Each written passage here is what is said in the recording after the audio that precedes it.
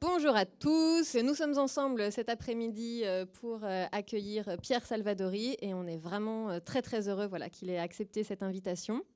Je vais dire deux petits mots d'introduction. On lancera un extrait pour démarrer cette masterclass, pour présenter un peu son œuvre. Et puis ensuite, j'inviterai Pierre et Raphaël Pirer, qui a accepté de mener l'entretien, de venir sur scène, et je leur laisserai la place. Donc Pierre Salvadori, on le connaît pour avoir, vraiment, je tenais à le dire, redonné à la comédie populaire une noblesse, une ambition, une fierté. Et on a beaucoup souligné les liens que son cinéma entretient avec la comédie de l'âge d'or américain, avec Cukor, Lubitsch évidemment. Mais ça me semblait intéressant de dire qu'en fait, chez ces cinéastes, les personnages sont des personnages aisés, sont des personnages bourgeois. On s'est débarrassé de la question sociale, de la question du réel, pour vraiment pouvoir travailler profondément, uniquement la question de la comédie, et que chez Pierre Salvadori, en fait, c'est l'inverse. Ce sont des personnages qui sont vissés au réel, des déclassés, des marginaux, des personnages en galère, et que la tendresse, la bienveillance et l'amour qu'il porte à ces personnages fait que son cinéma est particulièrement précieux.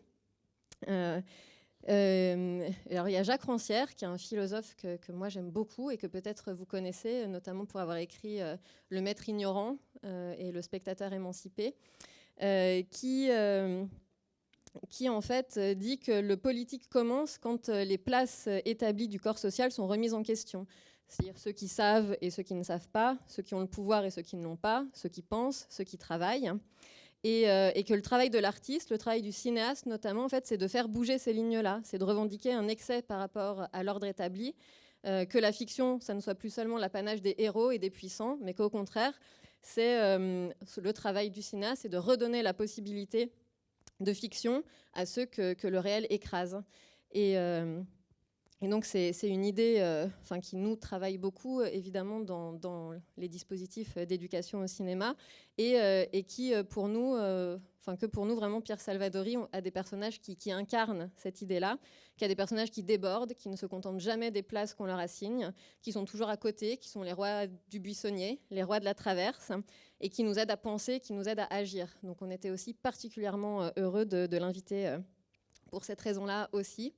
Et enfin, parce que je vais laisser la place au cinéma et à Pierre et Raphaël, sa croyance profonde qu'on va retrouver dans chacun de ses films, qu'en fait la vie naît de la fiction, que c'est parce qu'on invente quelque chose, parce qu'on invente une fiction, parce qu'on invente des histoires, vraies ou fausses, qu'il y a quelque chose qui peut advenir dans le monde, et que évidemment, c'est une pensée aussi qu'on fait nôtre dans École et Cinéma et dans Collège au Cinéma. Voilà, donc je vais laisser la place au cinéma avec la séquence d'ouverture dans Liberté, qui est son film le plus récent, que sûrement beaucoup d'entre vous ont vu, et puis ensuite j'inviterai Raphaël et Pierre à venir sur scène. Voilà. Merci à tous. On vient d'entrer dans ton cinéma par la première séquence de ton dernier film, En Liberté, qui est une comédie. Mais cette séquence montre bien quand même la façon un peu singulière dont tu abordes la comédie, ou peut-être le comique, on pourrait dire, puisque dans tes films, il y a toujours une hybridation, un mélange entre le comique et quelque chose de plus sombre. Tu as réalisé 9 longs métrages à ce jour, et dans tes films les plus sombres, comme les plus noirs, comme Dans la cour, qui parle d'addiction à la drogue, de choses assez noires, il y a quand même des parts comiques, comme on le verra tout à l'heure, et dans tes vraies comédies, il y a toujours quelque chose de plus social, de plus sombre, d'assez dépressif, comme Les Apprentis qui parlent de dépression, ou Après vous qui parle de suicide. Avant d'être cinéaste, tu as eu une formation de comédien, tu as été comédien pendant un temps, et tu as écrit des one-man shows, des stand-up que tu interprétais toi-même. Est-ce que cette question du comique, c'est quelque chose que tu as choisi comme mode d'expression, ou est-ce que c'est vraiment inhérent à ta façon de voir le monde, à le regarder toujours avec un petit décalage souriant ? C'est peut-être la seule façon, si tu veux, le seul biais que je m'autorisais à utiliser, peut-être. Sinon, je n'aurais jamais pris la parole d'une façon ou d'une autre. Peut-être parce que j'ai jamais été totalement sûr de mon expression, déjà, de mon verbe, de ma façon de parler, de ma pensée. Et j'avais le sentiment qu'au moins, si ce que je racontais était drôle, peut-être que ça passerait mieux. Et voilà, j'ai toujours eu le sentiment qu'il n'y a que cette façon. Enfin, oui, c'est peut-être ça la seule façon. Le seul biais que je m'autorise. Et ça a été pareil pour le cinéma. J'ai eu le sentiment que je pouvais adresser une parole, une pensée ou raconter des histoires uniquement si au moins je savais que je garantissais une émotion et un plaisir au spectateur. C'est peut-être plus une lâcheté qu'autre chose. Après, je me pose jamais, c'est marrant, quand je commence un récit, je me pose jamais la question du comique ou du drame, etc. Je me pose toujours la question du récit. Comment chanter du point de vue, comment raconter une histoire d'une façon inédite, comment ouvrir un récit, comment raconter une scène d'une façon originale. Et puis après, j'ai ce qu'on appelle un penchant, c'est-à-dire qu'effectivement, je pense, je commence à avoir un savoir-faire. J'ai toujours eu le goût de ça, oui, de la comédie. Et les premières révélations, les premières stupeurs que j'ai eues, c'est en face de comédie. Les premiers vraiment émerveillements. Premiers émerveillements de cinéma. De cinéma. Parce que je comprenais pourquoi c'était bien. Alors que d'autres films m'écrasaient, j'osais pas dire. Dès que c'était un film italien, j'ai dit c'est super. Je savais pas quoi. C'était Zeffirelli ou Comencini, c'est super. J'avais peur et tout à coup j'ai vu un film de Lubitsch et j'ai compris pourquoi c'était une mise en scène merveilleuse. J'ai compris à quoi servait un metteur en scène. J'ai compris que la même histoire filmée par quelqu'un d'autre, et je dirais même le même scénario filmé par quelqu'un d'autre, aurait donné une mise en scène et la réalisation aurait été totalement différente, un autre film totalement différent. Donc là, tout à coup, j'ai compris que faire un film, c'était avoir un point de vue sur une histoire, et le point de vue, ce qu'il utilisait, sa façon de faire me séduisait énormément. Mais c'est vrai que spontanément, même quand j'ai choisi le stand-up, je faisais rire, j'ai toujours eu ce penchant-là. Ouais. Le premier film de Lubitsch qui te crée un choc esthétique, c'est Haute-Pègre ou Non, c'est Haute-Pègre, je pense que c'est le plus beau, mais c'est Le ciel peut attendre, qui est un titre magnifique. Et alors, je me rappelle l'avoir vu dans un cinéma de Saint-Germain-des-Prés. Et voilà, c'est un copain qui m'avait emmené. Et vraiment, j'ai eu deux chocs au cinéma, si vous voulez. J'ai eu un premier choc, c'était en voyant un film indépendant américain des années 70, quand j'avais une quinzaine d'années, qui s'appelait L'Épouvantail, qui est un film de Jerry Schatzberg, mais parce que j'avais jamais vu de film comme ça. J'avais jamais vu de film où le héros pouvait mourir à la fin ou devenir fou, et où les personnages étaient traversés par des émotions extrêmement violentes et des récits sombres. Moi, je connaissais que Belmondo et le Guignolo, si vous voulez. Donc je vois ce truc et j'étais stupéfait. Je suis peut-être un peu plus jeune quand même, parce que le mec il va tard voir un peu des films. J'avais 23 ans, j'avais juste vu le Guignolo. Non, je devais avoir 13 ans, je sais pas, je mens un peu peut-être, mais bon bref. En tout cas, j'étais sidéré. Voilà, j'étais comme le personnage d'Al Pacino à la fin du film. Il est en catatonie. Moi, j'étais pareil, je ne pouvais plus me lever. Et j'ai longtemps cru que c'est les acteurs qui m'avaient touché comme ça, alors qu'au fond, c'est le cinéaste. Et donc, ça, c'est un premier choc. Mais si vous voulez, c'est un choc, c'est une émotion qui est... voilà, je suis bouleversé par ce qui arrive à ces gens-là, finalement. Je suis bouleversé par ce qui arrive à Ackman et Pacino dans L'Épouvantail, qui sont des espèces de clochards célestes, comme ça, des errants magnifiques.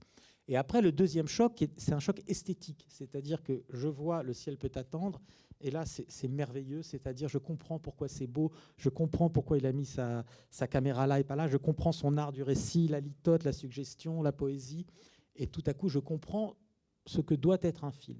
Pour moi, ce que doit être un film. 1, la fiction. 2, le point de vue et la mise en scène. La poésie, voilà. Le réalisme ne m'intéresse pas du tout. C'est la vérité qui m'intéresse. Donc le vraisemblable peut. Et chez Lubitsch, c'est vraiment la mise en scène se déploie et les émotions arrivent. Et parfois, je suis plus touché encore. Je me rappelle avoir revu Haute-Pègre et je pleurais à la fin, alors que c'est drôle. Ça me bouleversait de voir cette maîtrise et cette poésie incroyable. Cette maîtrise totale, le film parfait. On va peut-être revenir sur le Guignolo. Non, pas forcément. Tu as choisi de faire débuter En liberté par une scène d'action. Donc qui est une espèce de fausse piste dans le récit. On est dans une pure comédie. Anne le rappelait bien en introduction. Tu renouvelles, tu prends vraiment une place particulière dans la comédie populaire en France. Tes films ont été très vus. Les Apprentis, c'est vraiment un film qui a marqué son époque. Voilà, tu as connu des grands succès au box-office. Comment est-ce que tu te situes, toi, par rapport à la comédie française ? Est-ce que quand tu réalises cette séquence-là, tu penses à des films des années 80 ou 70 qui mélangeaient comme ça humour et action Je pense à ce que le spectateur... à ce que ça évoque pour le spectateur. Je pense au spectateur avant tout et à ce que ça va susciter. Et donc forcément à ces références-là, mais pour lui, pas pour moi. C'est ni un hommage, c'est un jeu. Donc si vous voulez, j'ouvre avec ça. Alors il y a plusieurs choses. C'est-à-dire que quand j'ai commencé à écrire en liberté, je disais au scénariste, il ne faut pas d'intrigue, un peu ce qu'on disait tout à l'heure, c'est-à-dire qu'on ne se souvient jamais d'un film pour son intrigue, mais il faut faire croire au spectateur. Le spectateur va croire qu'il est dans une comédie policière, il va vite falloir lui expliquer que non. C'est une scène qu'on verra plus tard après dans le film. Et au départ, vraiment le désir profond que j'avais, c'est de donner un plaisir physique au spectateur. J'avais envie qu'en regardant le film, il y ait une jouissance, une jubilation et un plaisir. Donc, j'ai voulu qu'on entre par une porte dans le film et qu'ensuite, on soit emporté, qu'il y ait un rythme, une rapidité, un mélange d'émotions. Je me suis rien interdit, alors que souvent je pouvais me censurer, me dire non, ça c'est pas élégant, machin truc. Là, j'avais envie de mélanger les émotions plus que les genres, qu'on passe d'une scène d'action un peu haletante et ironique à ensuite un enfant dont on comprend que son père est mort et que sa mère essaye de l'évoquer. Il fallait que dans les premières séquences, en plus, ce soit dit, posé, parce que j'ai toujours pensé que, si vous voulez, dans la première séquence d'un film, c'est le moment où on dit le langage du film, où on dit au spectateur quelle langue va parler le film. On établit un petit peu les bases et les frontières, et c'est une fois qu'elles sont mises qu'on peut inventer et être... vous voyez, c'est ce qui est possible, ce qui n'est pas possible, ce qui du coup va être du ressort de l'imagination et de la trouvaille ou pas. Si tout est possible, rien ne se passe. Donc dès le départ, je donne un peu le ton du film, son langage, et puis après, on avance. Donc là, l'idée, c'était de parler un peu de ça, de très rapidement dire que on allait voir des émotions très différentes se succéder, un peu plus comme chez Black Edwards que chez Lubitsch, et que voilà, j'avais vraiment décidé. À un moment, j'ai eu peur d'ailleurs quand j'écrivais. Je trouvais que certains dialogues étaient trop littéraires, des déclarations d'amour extrêmement écrites, etc. Et puis je me suis laissé aller à ça avec beaucoup de plaisir. Voilà. Donc ces premières séquences, elles disent ça. L'ironie, l'aventure, la bagarre, et juste après, la solitude d'un enfant et sa mère qui essaye de dire à son fils qui était ce père. Voilà. Les mères font les pères. Oui. Ce que m'avait dit ma mère un jour, j'avais adoré cette phrase et c'était resté. Les mères racontent les pères longtemps après, comment ils étaient. Et voilà, elle me disait tout le temps, moi, je vous ai toujours raconté votre père dans le soleil couchant en contre-plongée, mais tu sais, c'était aussi... Et j'ai dit non, laisse-moi le truc. Et voilà, et après, c'est un peu ça l'histoire. C'est comment, à travers une fiction, une femme va essayer de dire à son fils qui était, hélas, vraiment son père. Le début d'un film, ça donne sa tonalité, le type d'émotion, mais c'est aussi le premier moment de rencontre entre le spectateur et le personnage. Et là, tu choisis que Adèle Haenel, qui est commissaire de police, qui est veuve, une veuve qui va beaucoup déchanter sur qui était son mari, tu choisis de la montrer d'abord comme une mère. Et tu travailles énormément les débuts de tes films et la présentation des personnages aux spectateurs, cette première rencontre. Alors oui, bien sûr. Après, parce que le film, il tourne aussi un peu de ça, des mythologies familiales, etc. Bon, il y a ces thèmes, mais moi, j'ai jamais vraiment des thèmes comme ça. C'est des choses qui arrivent tout doucement, c'est des phrases qui marquent, etc. Mais c'est pas en soi le sujet, c'est presque plus formel. Le c'est sujet. Une femme d'action et tu choisis quand même de la montrer en tout premier dans son environnement domestique, ce qui va amener une couleur particulière à son personnage. Oui, et puis parce qu'il faut qu'on la connaisse et qu'on la comprenne très vite. C'est-à-dire que toutes les premières scènes, c'est elle. Hein. J'ai vite compris en montant qu'elle était ce qu'on appelle le protagoniste, celle qui portait le récit. Donc voilà, il y avait d'autres séquences à l'écriture, je suis resté sur elle. C'est ce qui... Alors, oui, il faut la montrer comme mère, ensuite comme flic, un peu comme ça, on la voit dès l'inauguration, un peu réticente, avec des doutes, qui parle de ses peurs, de ses inquiétudes, et puis ensuite on va la projeter dans cette rencontre et dans cette histoire. Après, ce qui est important aussi pour moi, c'est de poser le style du film. Il y a un film que j'aime énormément qui s'appelle Serenade 3, qui est de Lubitsch. Et bien, si vous voulez, dans la première séquence du film, contient tout le film. Ça, pour moi, c'est merveilleux. C'est une rencontre. C'est une femme dans un compartiment, 2 hommes face à elle, James Stewart. Et voilà, juste au moment où je le dis, je me dis merde, c'est qui l'autre, je ne sais plus, ça va me revenir. Et cette jeune femme. Et puis, elle dort et les 2 hommes la regardent et on comprend qu'ils la trouvent séduisante, etc. Et il y en a un des 2 qui la dessine. Bon. Et puis, ils mettent leurs pieds. Elle dort chacun d'un côté. Elle est comme prisonnière de ces 2 hommes. Et puis les 2 s'endorment. Et elle se réveille. Et elle voit ces 2 hommes, elle aussi, on voit qu'elle est charmée, etc. Et elle pose, elle aussi, ses 2 jambes au milieu des 2. Et on comprend que toute l'histoire qui est contenue déjà dans ce compartiment, ça va être une histoire d'amour d'une femme entre 2 hommes, et les déchirements. Et déjà, il y a des ironies. Déjà, tout le film est contenu, si vous voulez, dans cette première séquence et est développé à partir de ça. Donc ça, c'est quelque chose que j'aime énormément. C'est comme établir un lien avec le spectateur et lui dire, voilà... Je propose qu'on regarde la toute première séquence des Apprentis, qui est un beau modèle de programme esthétique du film, donc qui date de 1995. Valérie, ouvre! Valérie, ouvre!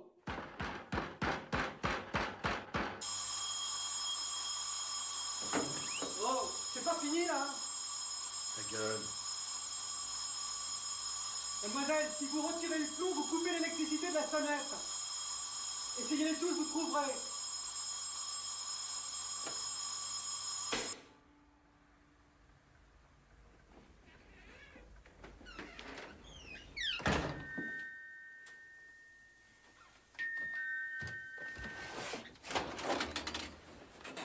Oui. Je suis un ami de Benoît, il est pas là? Il dort, il rattrape son sommeil. Antoine, Salut. excuse-moi, je reviens des States. Écoute Valérie, c'est compliqué, je peux dormir là, une nuit ou 2? T'as qu'à prendre la chambre du fond.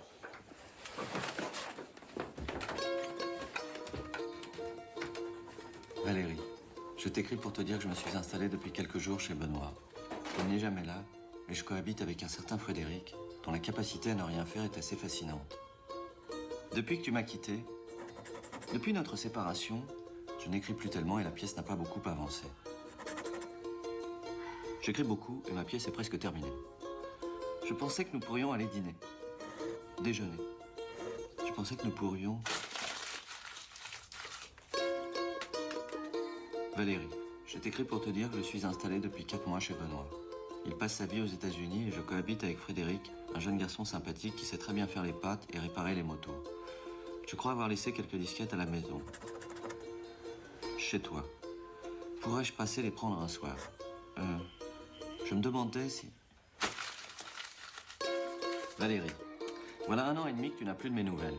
J'habite chez Benoît, qui est devenu très con depuis qu'il passe sa vie aux États-Unis. Je cohabite avec Fred, un garçon sympathique, dont je n'ai toujours pas compris la principale occupation, mais qui sait très bien faire les pâtes, réparer les motos et écouter ma pièce qui est terminée. Presque terminée. Je passais devant chez toi l'autre jour et j'ai pensé que tu serais heureuse, que tu serais contente, que ça t'amuserait peut-être.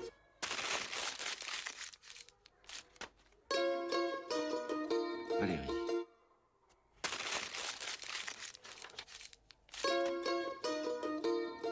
Valérie, tu vas sûrement trouver cette lettre étrange après 3 ans sans nouvelles. Je vis depuis tout ce temps chez ce comte Benoît qui m'a dit t'avoir rencontré à New York. Je suis content de savoir que tu voyages.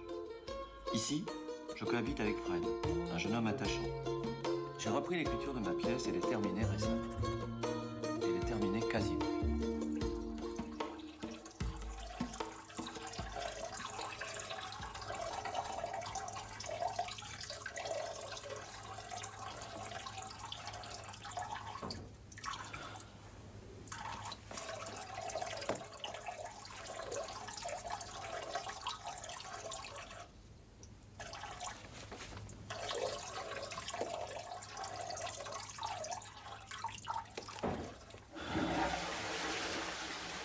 pourquoi est-ce que tu fais autant de bruit quand tu pisses? Mais c'est incroyable, enfin, que tu peux pas pisser sur le côté comme tout le monde. J'aime bien pisser au milieu. Ça me donne un sentiment de puissance. Je m'affirme. Oui, bah Mercier, il se plaint, il dit qu'il t'entend t'affirmer en pleine nuit. C'est comme ça, j'y peux rien. Si je pisse pas au milieu, j'ai pas l'impression de pisser. Ça me soulage pas.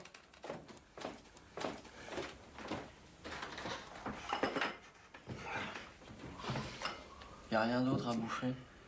Je sais pas, quelque chose de végétal qui pousserait dans la terre? Comme une salade ou une tomate. Une tomate, tu te rappelles? Bah, avec de l'eau et du sucre, c'est pas dégueulasse. Combien de temps est-ce que ça dure, la familiarité ou l'intimité avec quelqu'un qu'on voit plus? Pourquoi est-ce que tu me demandes ça? Parce que je suis en train d'écrire une lettre à Valérie, puis je sais pas si je mets Valérie ou ma petite Valérie, ma chère Valérie. Ça fait combien de temps que je l'ai pas vu déjà? 4 ans et demi. Ma mère Valérie. Chère madame.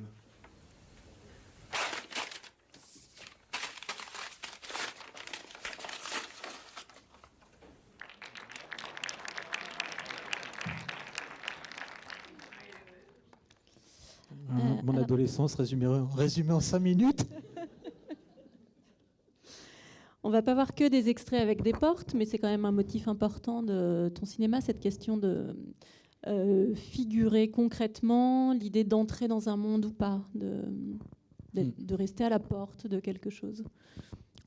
C'est pas la trouvaille du siècle, mais j'aime trouver une idée pour commencer. J'aime dire au spectateur qu'il ne va pas entrer dans un univers forcément...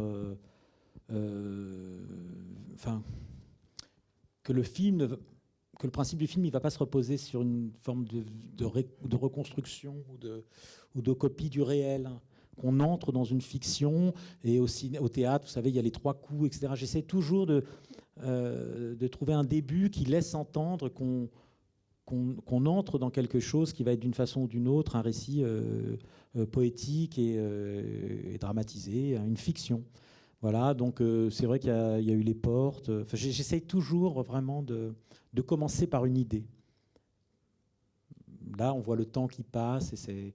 Voilà, voilà, c'est une façon de dire au spectateur que ce qui compte pour moi, c'est le style. Bizarrement, moi, je suis un formaliste, même si parfois ça paraît un peu crado, pas terrible et tout.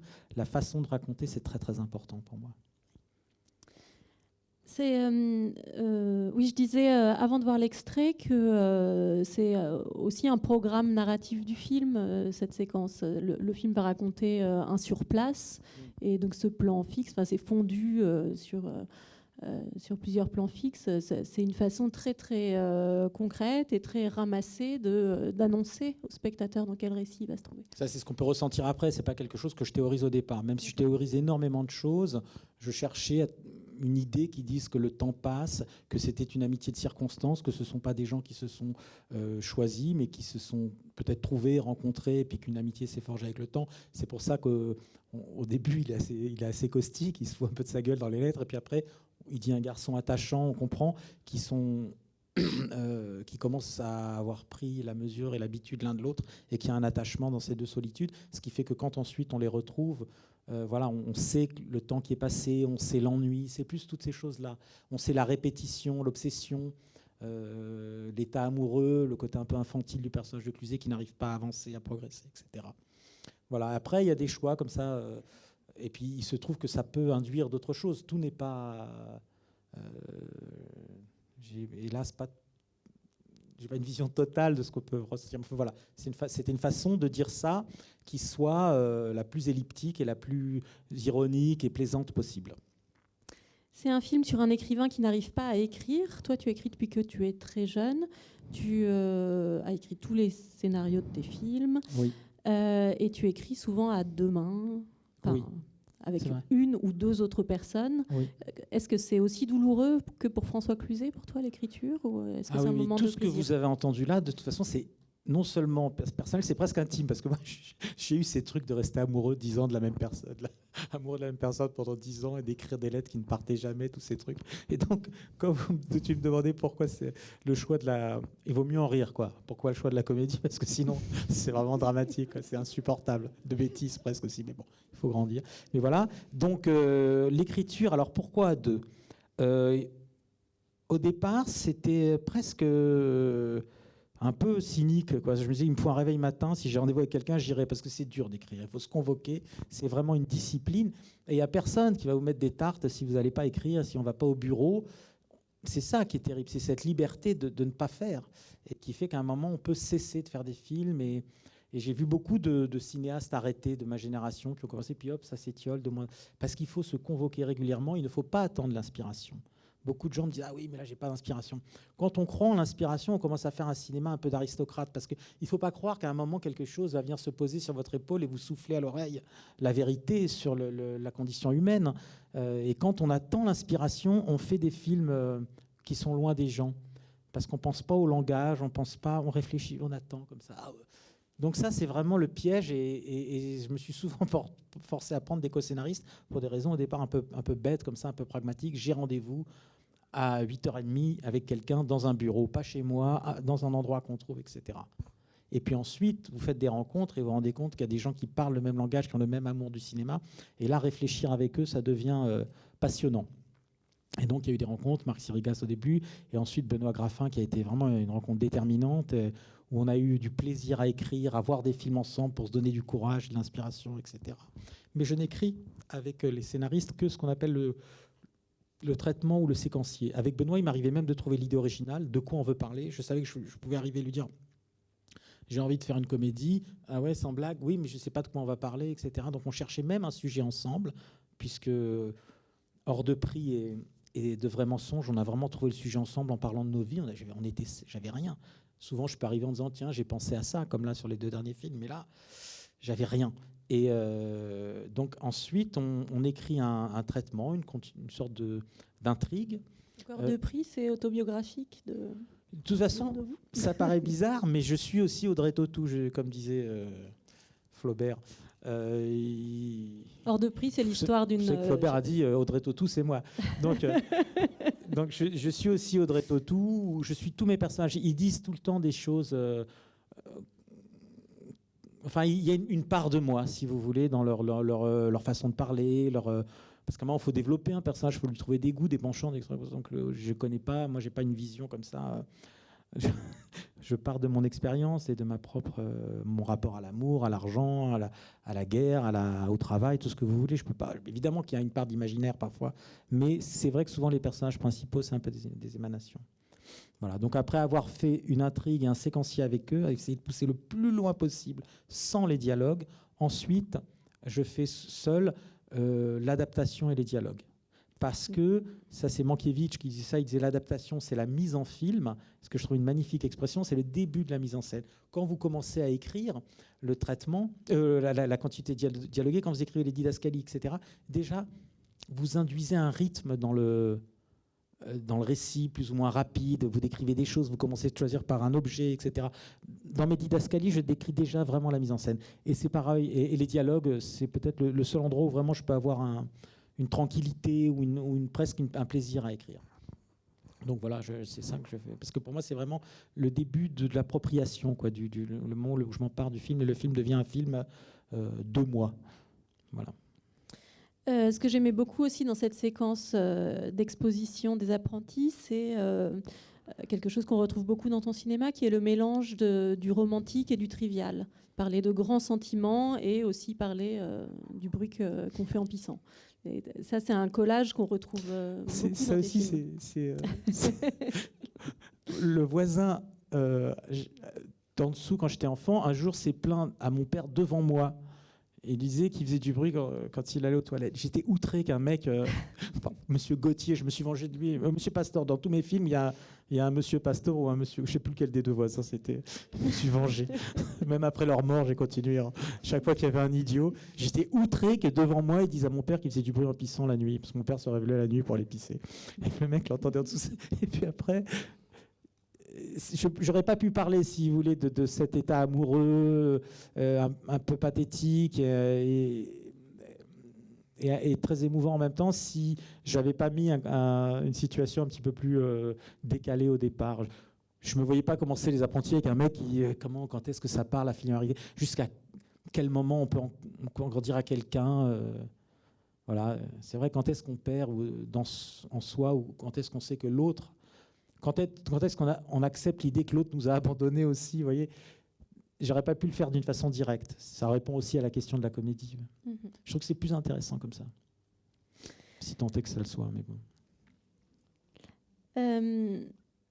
Tu fais vraiment un cinéma de la parole, mais où souvent la parole dit autre chose que les mots. Enfin, les mots viennent raconter souvent des mensonges ou des approximations. On le sent bien là dans cette séquence des apprentis, où il y a toujours un repentir de ce qui est dit, toujours une correction à apporter pour essayer d'être au plus près de la vérité ou de ce qu'on aimerait que la vérité soit. Et j'avais envie qu'on aborde cette question avec de vrais mensonges, avec une séquence en chinois. De vrais mensonges, c'est un film que tu as tourné avec Audrey Tautou, dont le personnage dirige un salon de coiffure à Sète. Elle reçoit une lettre d'amour anonyme dont le spectateur sait, mais elle ne le sait pas, qu'elle a été écrite par l'homme à tout faire du salon, qui lui est joué par Sami Bouajila. Et au moment où on va prendre la séquence, tout le personnel du salon revient de la pause déjeuner et trouve Sami Bouajila. Et Audrey, elle a une idée particulière de qui est cet homme. Elle ne veut pas que ce soit autre chose. Vous voyez, elle a une idée d'elle-même, de sa grandeur, de sa générosité, de sa gentillesse, et puis tout le temps, c'est par rapport aux autres. Donc, elle pense que Sami, c'est ce qu'elle croit qu'il est. Et puis, elle va arriver un peu tard.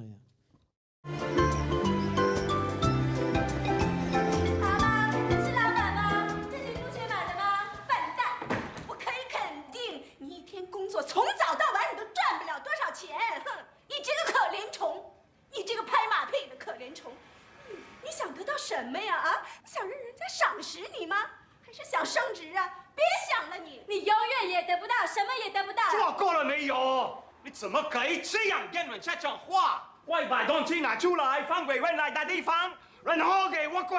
就跟你说什么都没有啊，白痴！你听不到吗？你是聋子啊！别把我当傻瓜哦！我知道你们的袋子里面肯定还有，什么也得不到。我刚才有听到你们在讲，什么都没有。在手袋里面还有菜袜子里面也有。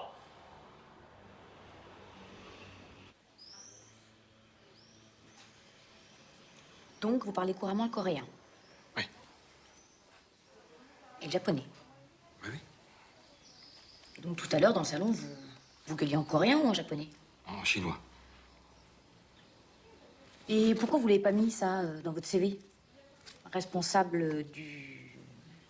Comment vous dites? Pôle traduction, secteur asiatique. Voilà. Pourquoi? Parce que je pensais que c'était pas tellement utile pour ce que vous cherchiez.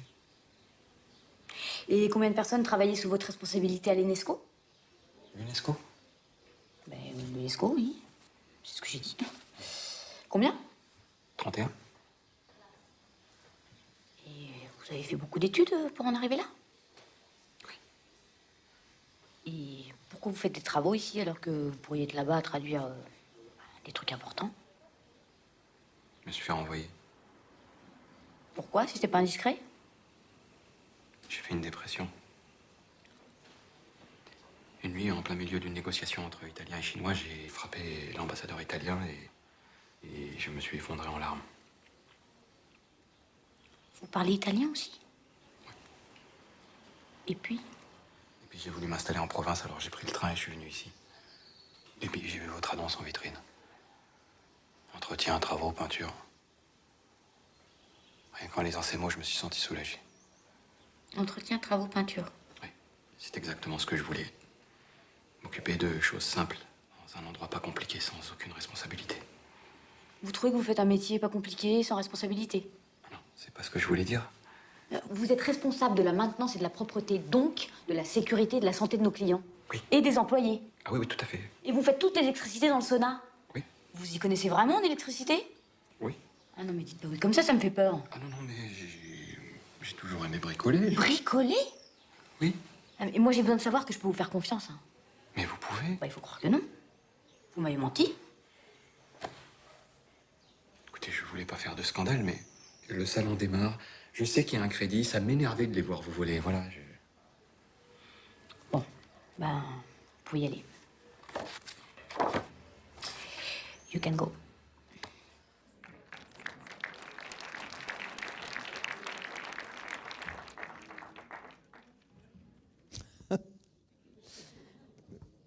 C'est une actrice merveilleuse, Audrey Tautou.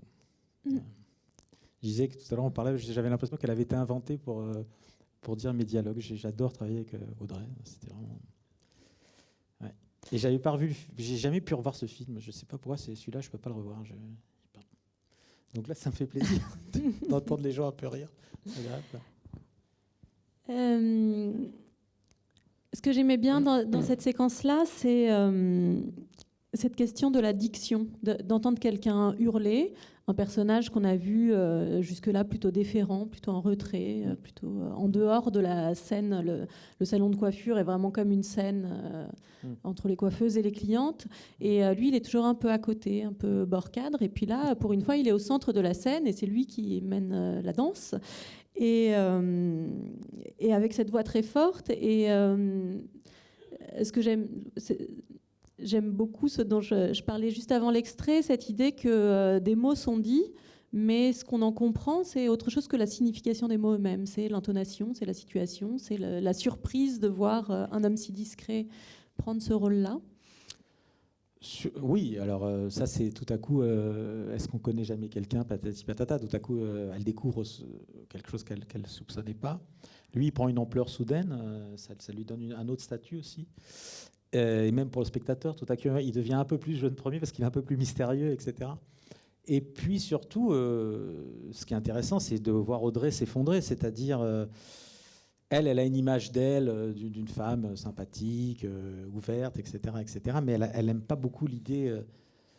au fond, elle porte sa part de complexe comme nous tous. Elle a ses complexes et ses fragilités. Et elle déteste l'idée de voir... Parce que c'est par là, moi j'ai souvent eu ce truc... j'avais ce complexe de ne pas avoir fait d'études, etc. Donc je vois tout à fait ce que ça peut être tout à coup de voir quelqu'un à côté de vous qui, au bout de 6 mois, apparaît comme un être extrêmement érudit. Et voilà, donc ça m'intéressait beaucoup, ce personnage-là. Ça disait quelque chose d'Audrey et du trajet qui lui restait à faire pour atteindre ce garçon, quoi. Et voilà, et puis c'était fait d'une façon assez drôle. Et puis ça met en jeu aussi les préjugés que le spectateur peut... C'est une scène de muet, cette scène, finalement. C'est une scène muette, paradoxalement. Pardon, oui, ça met en jeu les préjugés que le spectateur peut avoir, parce que le spectateur lui-même ne s'attend pas à ce que cet homme-là puisse être si cultivé, si érudit. Mais nous tous, enfin, voilà. Donc mais après, c'est pas une fable morale, enfin, en tout cas pas à cet endroit-là. Au fond, cette histoire, c'est l'histoire d'une fille qui lit 2 fois une lettre. Et la première fois, elle la met à la poubelle, la même lettre, et la deuxième fois, elle pleure. C'est ça l'histoire de Vrai Mensonge. Mais après, il y a des rencontres, des personnages qui apparaissent et des systèmes pour les faire apparaître, de comédie, de plaisir et de langage. Ça, j'adore ça, ça me plaît énormément. Vous parliez de scène, qu'il était comme sur une scène, ça revient tout le temps dans le film. Par exemple, chez Nathalie Baye, qui est la mère dans le film d'Audrey Tautou, j'avais fait construire une petite fenêtre, parce elle est dans une maison à 7, dans laquelle il y a une petite cour comme ça, enfin il y a une petite terrasse ouverte, et j'avais fait construire une petite fenêtre, et j'ai mis des petits rideaux rouges pour que quand elle surprenne certaines confidences, on avait l'impression de voir comme un théâtre et qu'elle entendait. Voilà, ça revient aussi quand à un moment elle apprend la vérité. C'est un jeu d'ombre chinoise, elle est cachée derrière un rideau, et Audrey et Samy se parlent. Et elle apprend une vérité assez terrible, et on voit comme un film, ils sont en ombre chinoise, et on a l'impression de voir un film d'époque. J'essaye toujours de faire rentrer la fiction, ou l'idée de la fiction, et de l'importance de la fiction dans nos vies, dans le récit lui-même, et d'une façon fluide, si vous voulez, ou drôle, ou décalée. Parce qu'on voit des personnages de fiction, mais derrière cette idée-là, il y a aussi l'idée que chaque personne dans la vie réelle est aussi une fiction. Ils deviennent romanesques, si vous voulez, quand on les voit tout à coup derrière. J'avais fait mettre des faux palmiers, j'avais l'impression qu'on voyait un film des années 30 qui se passe dans les colonies où les gens avaient des trucs avec Jean Gabin, quoi, si vous voulez. Et on voit Audrey et Samy parler. Et Nathalie Baye et Judith Chemla sont toutes les deux assises. Et je les ai fait s'asseoir comme au cinéma, c'est-à-dire elles sont toutes les deux devant l'écran. Je lui dis, Chemla, regarde ce qui se passe. Et elle est émue de voir les deux amoureux se parler. Et Nathalie les regarde et elle se sent trahie. Et toutes les deux pleurent, et pas pour les mêmes raisons, en regardant la même séquence. Et je trouvais ça donnait une ironie, une épaisseur et une émotion en plus. C'est ça, quand je dis chercher une idée, c'est ça. C'était pas prévu comme ça. On devait tourner la scène, elle devait être là, ouvrir la porte et puis regarder. Je me disais, c'est une catastrophe. L'amant dans le placard, il faut toujours, il est nécessaire, si vous voulez. Le mec caché, la nana cachée, c'est nécessaire au cinéma, la surprise, la connivence avec le spectateur. Mais ce qui est intéressant, c'est d'essayer de renouveler, d'inventer et de créer une connivence avec le spectateur d'un autre ordre, une connivence presque esthétique. Tout à coup, on entend et on comprend le langage du film, on se met à parler le langage du film et on aime d'autant plus ou pas, ou on rejette le film. Voilà, ça me passionne. D'amener tout doucement le spectateur à la langue du film. Voilà. Audrey Tautou a joué dans 3 de tes films et elle joue des rôles à chaque fois très très différents. Et ce qui est très frappant aussi dans ton cinéma, c'est le fait que tu as fait tourner les plus grands acteurs français, Catherine Deneuve, Daniel Auteuil, François Cluzet, voilà, plein d'autres, qui ne sont a priori pas des acteurs de comédie. Peut-être François Cluzet un tout petit peu plus que les autres. Et tu as cette envie de les décaler ? Non, j'ai jamais travaillé, à part avec Gad Elmaleh, je n'ai jamais travaillé avec des acteurs dits comiques. Parce que j'ai toujours peur qu'ils plaquent leur langue sur celle du film. Un comédien, un grand comédien peut être drôle ou réaliste. Pour moi, ce qui est important, c'est ce que je dis souvent, c'est que l'acteur parle le langage du film, comme le spectateur doit l'entendre. Et je disais à Adèle Haenel sur le dernier film, il ne faut pas que tu joues le rôle, il faut que tu joues le film. La vérité d'une femme trahie dans un film de Monicelli ou dans un Bergman, c'est pas la même chose que chez moi. Et je dis pas du tout, je me mets pas... c'est vraiment la même situation, mais c'est un langage différent. Donc, ça n'existe pas, la vérité du jeu. Il n'y a pas une vérité, il n'y a pas une façon d'être triste qui est juste. Il faut être juste dans le ton du film. Il faut parler, il faut jouer le film. Et il ne faut pas jouer l'émotion. Donc, même si à un moment, elle apprend qu'elle est trahie, qu'elle tombe dans les pommes, qu'elle comprend que son mari était un salaud, etc., et qu'il va falloir le dire à son enfant, etc., il faut trouver une façon décalée, juste, et en même temps à côté, de le dire. Je voyais un film de Nanni Moretti, Mia Madre, où à un moment, la réalisatrice pète un câble, et elle dit à l'actrice, je veux que tu joues le rôle, mais que tu sois un peu à côté aussi. Et elle est comme ça, et je me disais, moi, au lieu de me dire, mon Dieu, elle est folle, je dis, elle a raison, la réalisatrice, il faut être le truc, mais il faut un peu penser au spectateur. Il faut être cette courroie de transmission, créer une ironie, un langage, un relais avec le spectateur, qui puisse soit vous émouvoir un peu plus, soit vous faire rire, etc. Donc ceux qui jouent bien dans mes films, c'est ceux qui jouent le film. Et souvent, il y a un décalage, ça prend une petite semaine. Samy Bouadjila, qui est un immense acteur, franchement merveilleux, que j'avais vu dans un très beau film tunisien qui s'appelait Les Silences du Palais. Samy, au départ, il jouait très premier degré. Comme ça, il était intense, et puis il touchait tout le temps Nathalie Baye, c'était une première scène. Je dis non, ton mec, c'est quelqu'un qui est un ancien, qui a travaillé dans la diplomatie, machin, il a ses réserves, il a le sens des trucs. Voilà, et tout doucement, je corrigeais. Et puis arrive le vendredi. Si le lundi, et c'est pareil avec Adèle sur Liberté, Adèle, elle en faisait trop, parce qu'elle se disait, c'est une comédie, je vais jouer comique. Mais non, ce qui est très beau, c'est de voir quelqu'un de dépassé, c'est de voir la mauvaise foi, tout ce que vous voulez, mais aussi quelqu'un qui ne comprend pas ce qui lui arrive, qui maîtrise comme il peut. Et donc, il faut énormément de sincérité, plus le décalage. Donc, au début, Adèle, quand elle marchait dans la rue et qu'elle suivait Pio Marmaille comme un détective, je me dis, pourquoi elle marche comme ça et tout ça. Marcher comique. On peut marcher comique. Et donc, j'étais un peu... voilà, et puis tout doucement, on rectifie. Et puis, tout à coup, les acteurs, ils ont le premier week-end... Sans vraiment le savoir, ils processent un peu l'affaire, quoi. Et le lundi, où ça va pas. Quand ils reviennent le lundi et que ça va, Samy, Adèle, elle avait tout compris, c'était génial. J'avais Catherine Hepburn, les ruptures, le timing, en faire un peu sans que ça se voit, enfin, l'ironie, tout ce que vous voulez. Pareil pour Samy. Et puis il y en a d'autres, non. Et là, vous savez que ça va durer 9 semaines. Si le week-end, il n'y a pas eu le petit décalage, ça va être dur. Mais... est-ce que ce malentendu-là, il ne vient pas du fait que ton comique il passe par la mise en scène, mais que c'est jamais un comique totalement frontal. Peut-être que dans la comédie française, on a l'habitude, plutôt que ce soit effectivement les acteurs qui apportent le comique. Non, c'est un comique de situation, donc il faut vraiment être sincère. Et je vous dis, j'ai toujours eu peur des acteurs comiques, parce que j'ai peur, vous savez, comme les coucous, on dit qu'ils vont dans les nids des autres. Moi, j'ai toujours peur que le film soit vampirisé par la puissance comique d'acteurs dits comiques. Peut-être que le génie de Molinaro ou de Houry, c'est de dire je touche pas, je prends De Funès, je laisse faire à l'intérieur du machin, je laisse se déployer cette puissance comique absurde et folle qui recrée une scène à l'intérieur de la scène, qui recrée un mouvement propre, qui a sa propre intelligence, sa propre dynamique et sa propre folie à l'intérieur d'une scène. Et ça, voilà, ils disent il faut capter ça, il faut laisser ça se déployer. Moi, c'est le contraire, j'ai vraiment besoin que tout ça reste dans la logique du film et dans la vérité et le langage du film, et qu'ils s'y adaptent. Mais il y a un vrai plaisir à faire ça pour les acteurs, hein. Ceux qui comprennent le projet ensuite, c'est aussi très jouissif pour eux. C'est un film de vrai mensonge dont tu as dit qu'il il avait eu un budget trop important pour son sujet. Oui. Cette question du budget, comment elle se décide avec ton producteur qui est Philippe Martin de Péléas Film, qui te suit depuis ton tout premier court-métrage, qui est vraiment la rencontre très importante de ta carrière? Ça s'était jamais vraiment posé avant. J'ai toujours trouvé que moi je pense que le budget du film et sa mise en scène sont intimement liés, et qu'un film où il y a trop d'argent, à un moment, c'est lié. La question, elle est liée, et il faut que ce soit juste. Voilà. S'il y a trop d'argent sur un film qui parle de précarité, il va y avoir un truc qui ne va pas aller. Pour trouver un exemple vraiment un peu basique. Donc il faut qu'il y ait quelque chose qui corresponde, qui soit juste.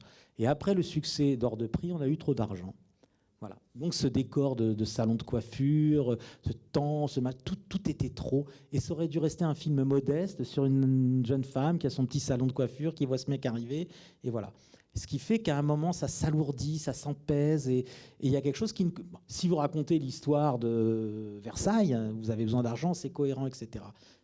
J'ai l'impression que le film peut être raté parce que le budget ne correspond pas à la vérité du film et à son sujet. Je pense qu'il y a un équilibre à trouver. Et donc, je pense que De Vrais Mensonges est d'une certaine façon raté à cause de ça aussi. D'ailleurs, on s'est enferré dans ces décors tellement ils étaient devenus trop importants. Ce salon de coiffure, c'était une folie. Je disais, mais moi, je veux juste un salon de coiffure.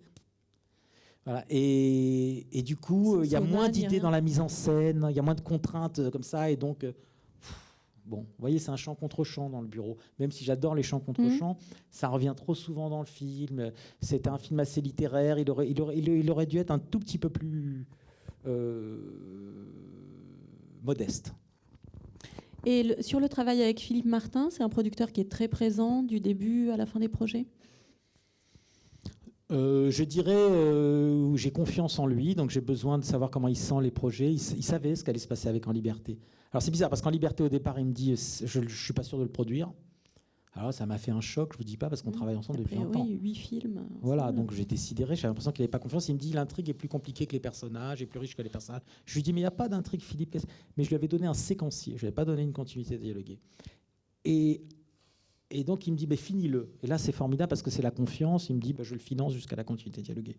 Et quand il lit la continuité dialoguée, il me dit, ce film, il va avoir une vie formidable. Et il a eu une vie formidable, ce film. Donc, il peut être rejeté. Il y a des gens qui peuvent ne pas l'aimer et tout. Mais il a senti qu'il fallait le faire, aller jusqu'au bout. Vraiment, ça a été merveilleux d'accepter comme ça. Je me suis gouré complètement. Mais en même temps, il y avait quelque chose qui n'allait pas dans l'intrigue. Ces séquences qui reviennent, la première du combat, etc., les gens... Parce que, juste pour dire à ceux qui n'ont pas encore vu le film, cette séquence de Adèle Haenel qui raconte à son fils qui était son père, elle va revenir plusieurs fois. Au début, dans le film. elle a dans l'esprit que cet homme était un héros, un flic merveilleux, donc elle raconte à son fils les exploits du père, et puis tout doucement, elle va apprendre la vérité. Et cette même histoire d'un mec qui défonce une porte pour arriver dans un repère de dealer va revenir, mais elle va la modifier légèrement pour essayer de dire à son gamin qui était vraiment son père. Donc tout doucement, il y a des choses qui changent, et puis tout doucement, on le voit pencher vers quelque chose de beaucoup plus sombre. Et en gros, c'est un ripou et elle essaye de lui dire. Donc à un moment, dans le séquencier ou dans le traitement, je ne me souviens plus, qui est un long résumé, on avait l'impression qu'on essayait de dire quelque chose de ce qu'était le père, ce qu'il avait pu faire en douce, enfin que c'était important pour l'intrigue, alors que c'était complètement gratuit. Et donc c'est moi qui ai détecté ça, et c'est Benoît qui m'a dit il faut faire la même scène tout le temps. Au début, c'était pas tout le temps la même scène. Benoît Graffin. Oui, il m'a dit il faut qu'on fasse la même scène et qu'elle se modifie tout doucement à chaque fois. Voilà, donc ça, voilà. Mais maintenant avec Philippe, si vous voulez, je lui dis tout le temps le sujet, un peu l'histoire, et j'attends de voir si ça lui plaît, s'il le sent, etc. Là, j'ai vraiment confiance dans son intuition. Et puis ensuite, je développe, je lui fais lire, j'attends des remarques. Il n'est pas présent, si vous voulez, quand j'écris. Je lui donne toutes les étapes. Sauf, je ne lui donne plus depuis la mésaventure. Ça a été tellement dur sur En Liberté. Je lui donne traitement, les 30 pages qui racontent le film, parce que c'est plaisant à lire et on sent tout l'esprit. Je ne donne plus séquencier, c'est trop austère. Et je donne continue de dialoguer, bien entendu. Voilà. C'est très important pour moi, Philippe. C'est pour ça que j'ai eu très peur quand il m'a dit qu'il ne voulait pas produire En Liberté, parce que je ne me voyais pas aller chez Gaumont, je ne me voyais pas aller dans des majors, où j'ai eu des propositions souvent, où je me sens pas là. Et c'est ma stabilité. Je sais qu'il y a Philippe et que ça donne quand même un semblant de cette stabilité à ce métier. Donc c'est un confort pour moi merveilleux d'avoir un frère maintenant comme ça, hein, parce qu'on se connaît depuis qu'on a 20 ans, 21 ans, quoi. Le premier film tourné avec un budget confortable, c'est Après vous. Mais un budget juste. Là, c'est pas du tout un truc délirant. Qui est un film tourné en studio avec Daniel Auteuil et José Garcia, dans lequel Daniel Auteuil est sommelier dans une grande brasserie parisienne. Et un soir, après son service, il sauve la vie de José Garcia qui tentait de se suicider dans un parc. Et on va voir une séquence qui se situe plutôt au début du film. Daniel Auteuil accueille José Garcia chez lui pour la nuit parce qu'il ne sait pas où aller. Puis Daniel Auteuil a peur que José Garcia se ressuicide à nouveau. Et puis dans la nuit, José Garcia lui dit qu'il a envoyé une lettre d'adieu à ses grands-parents qui l'ont élevé et que donc le matin, ils vont recevoir cette lettre et apprendre sa mort alors qu'il n'est pas mort. Donc Daniel Auteuil, qui est vraiment un bon samaritain, dit d'accord, on va aller les voir, on va partir en voiture. Et ses grands-parents habitent en Bretagne. Donc tous les deux partent en Bretagne pour intercepter la mauvaise nouvelle qui n'a pas eu lieu. On regarde la séquence.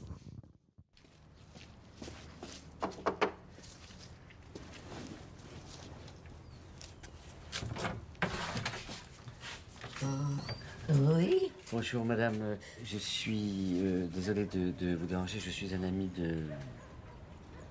de votre petit-fils. Oh. Il m'a demandé de passer vous voir parce qu'il a besoin d'un certificat de naissance. Vous êtes un ami de Louis? Oui. Ah, ça alors. Entrez, entrez.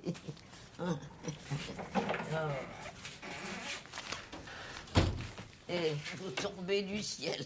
Mon mari est au marché et oh, c'est pas croyable. Oh, regardez, le facteur m'a dit que ça venait de lui et je peux pas la lire. On m'a opéré de la cataracte il y a 3 jours et j'y vois rien du tout. Ah, la dernière fois qu'elle nous a écrit, il était en classe de neige. Asseyez-vous. Asseyez-vous. Il n'y a pas de gêne. Vous pouvez la lire, vous êtes son ami. Asseyez-vous.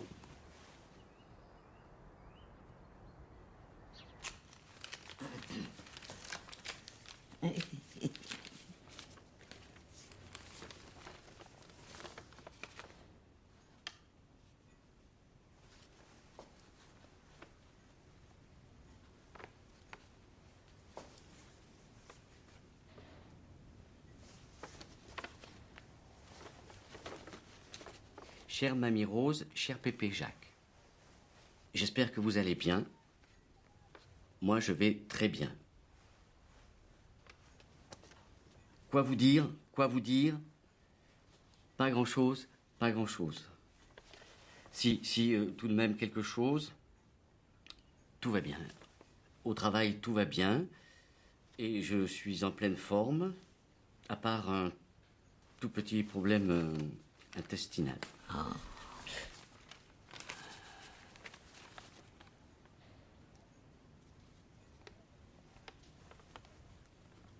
J'ai plein d'amis très sympathiques, un moral excellent, un métier passionnant. Je suis assistant personnel de quelqu'un. J'arrive pas bien à lire. Il écrit tout petit. Tout petit. Sentimentalement, ça va beaucoup mieux. Oh. Je me suis remis de ma rupture avec Blanche. C'est pas possible. Oh, c'est pas croyable. Si, je l'ai complètement oubliée. J'ai même rencontré quelqu'un d'autre. Elle s'appelle Carmen. C'est une fille sublime, très intelligente, très drôle, avec un corps de rêve. Elle est mannequin et poursuit aussi des études d'économie et d'Internet. Voilà, je vous laisse. Je vais mourir. Quoi? Je vais courir. Oh, il fait du sport maintenant? Oui. Et je vous embrasse tendrement, Louis. Il n'a pas fait beaucoup de progrès depuis la classe de neige. Oh, vous devez déjà partir. Oui, j'ai du travail. Dites, je vais en profiter pour rendre visite à ma sœur. Si vous pouviez me déposer, ce serait adorable.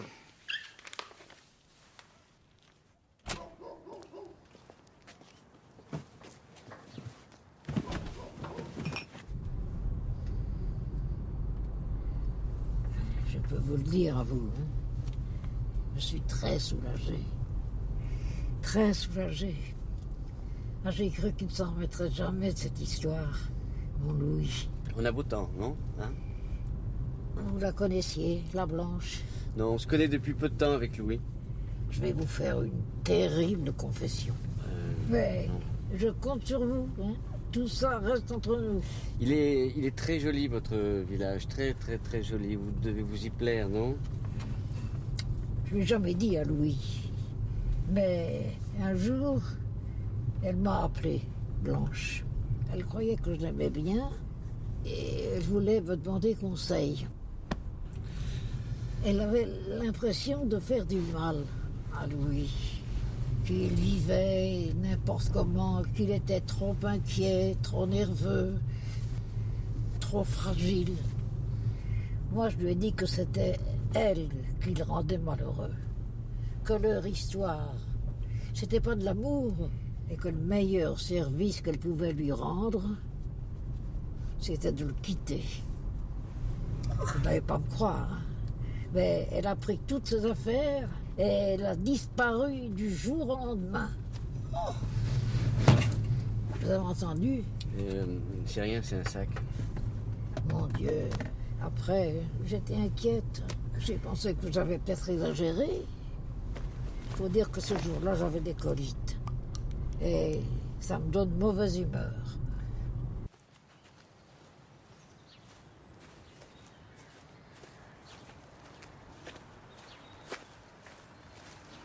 Bon, alors je vais vous laisser. Hein. Vous savez, je crois qu'aujourd'hui, s'il savait, il me remercierait. Oui, sûrement. Au revoir, madame. Oh mon Dieu.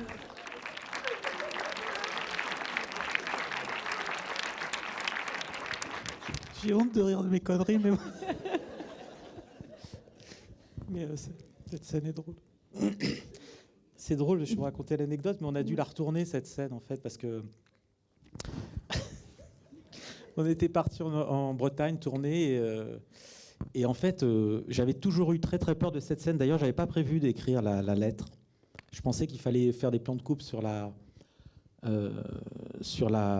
grand-mère de Louis, mais qu'on voit pas ce qui était écrit, et que c'était plus intéressant de deviner que ça devait être terrible.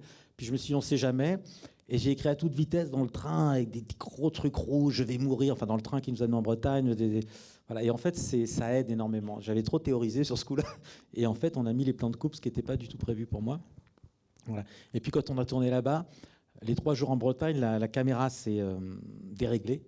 Et tout ce qu'on a filmé a été jeté à la poubelle. Et moi, j'avais trouvé que Daniel était extraordinaire. Et je m'étais dit, c'est merveilleux. Parce qu'on croit toujours qu'une scène est drôle, que c'est un coup de bol, et je m'étais dit ça a été génial, il a tout compris. Bon bref, on rentre à Paris et là le chef-op vient voir, il me dit la caméra est il y a eu un problème et il faut qu'on recommence. Et donc on est retourné là-bas et Daniel a fait la même chose. Il a eu la même grâce, vous voyez ces mimiques entre gêne, où le spectateur sait, donc il rêve avec lui, où il lui donne ce qu'il faut pour que... C'était vraiment aussi bien. Et je me suis dit qu'au fond, il fallait faire aussi confiance à la scène parfois. Il faut savoir se dire, tiens, ça c'était plutôt une situation intéressante. Et puis risquer les... Ça m'a fait du bien de voir que la même scène tournée 2 fois eh bien, avait que le même potentiel et que le même résultat arrivait, quoi. Ça, c'était très réconfortant. Tu disais dans un entretien que tu avais envie de faire rire les spectateurs, mais aussi de déclencher l'hilarité. Je crois que ça marche assez bien avec cette scène. En tout cas pour moi. Je vais vous raconter une anecdote marrante. Quand j'étais jeune, donc je faisais du stand-up et puis j'étais pas hyper bon. Hein. Franchement, j'ai bien fait d'arrêter. Et donc je jouais dans une crêperie à Dijon. Ça s'appelait le Crêpe Théâtre parce que ça faisait des crêpes et du théâtre. Et donc il y avait 3-4 spectateurs et à un moment le patron du restaurant avait eu l'idée formidable d'enregistrer le spectacle pour le passer aux gens qui venaient bouffer des crêpes. Alors l'enregistrement déjà était nul, on n'entendait rien. Et donc le soir, moi j'avais droit à une crêpe complète et à un coca, en plus de mon cachet, et je mangeais. Et le mec mettait le spectacle. Donc on n'entendait rien. Et dans toute la salle où il y avait 40 personnes, beaucoup plus que dans le théâtre, il y avait le spectacle qui passait et il y avait un mec qui riait. C'était... Voilà, c'était très... Je vous raconte parce que c'est loin, j'ai le droit. Mais voilà, ça me faisait rire. Mais comment on sent qu'une scène peut aller jusqu'à déclencher l'hilarité ? Est-ce que ça se travaille au montage beaucoup ? Ça fait très peur parce qu'au montage, j'ai réussi, pas souvent, mais par exemple, je sais que sur En Liberté, il y a le braquage à la fin où ils sont en tenue SM et ils vont braquer une bijouterie. Et ils ont des voix, des vocodeurs qui déforment les voix. Et parce que le commissariat a fait une perquisition dans un... Oui, il y a eu une perquisition et eux, ils sont cachés, SM. Ils se réfugient dans un bordel SM. Et Pio, quand il va faire le braquage, il met la tenue avec les voix qui changent, etc., pour ne pas se faire attraper. Donc quoi qu'ils disent, si vous voulez, aussi bien qu'ils disent « haut les mains » ou qu'ils disent « je t'aime, pardonne-moi », ce sont les films comme ça et tout. Donc il y a ce filtre, vous savez, c'est l'hélium. Dans un film de Woody Allen, à un moment, il y a des gangsters qui poursuivent Woody Allen. Ils sont dans un entrepôt où il y a des camions qui ont des réservoirs d'hélium. Et les gangsters tirent, il y a un trou, et puis l'hélium sort et va dans le hangar. Et tout à coup, les gangsters disent « Oh les mères, rendez-vous !» Et je me suis dit, la comédie, c'est l'hélium, en fait. C'est la même chose. Sans l'hélium, c'est dramatique, ils vont les tuer. Avec l'hélium... Et là, Pio, c'est pareil. Avec l'hélium... avec le masque et le vocodeur et la comédie, c'est drôle, et sans, c'est ça. Et donc, cette scène-là, c'est réussi. C'est-à-dire que chaque fois qu'on allait présenter le film, même à l'étranger, je ne sais pas, 30 fois, j'ai dû revenir pour voir dans la salle les gens avec le braquage, qui est une scène où c'est un peu honteux, mais j'aime regarder cette scène parce que c'est très précis. Alors ensuite, c'est un pari, c'est-à-dire que, ben voilà, on se dit que là, il faut une réaction pendant qu'il braque. D'abord, ça commence par Pio qui rentre en tenue SM latex avec ses immenses cornes dans la bijouterie. Et hop, je passe à ce moment-là sur des vigiles, des mecs qui sont avec les petites caméras, vous savez, qui ont des petites caméras, ils sont dans leur bureau, ils s'ennuient et tout.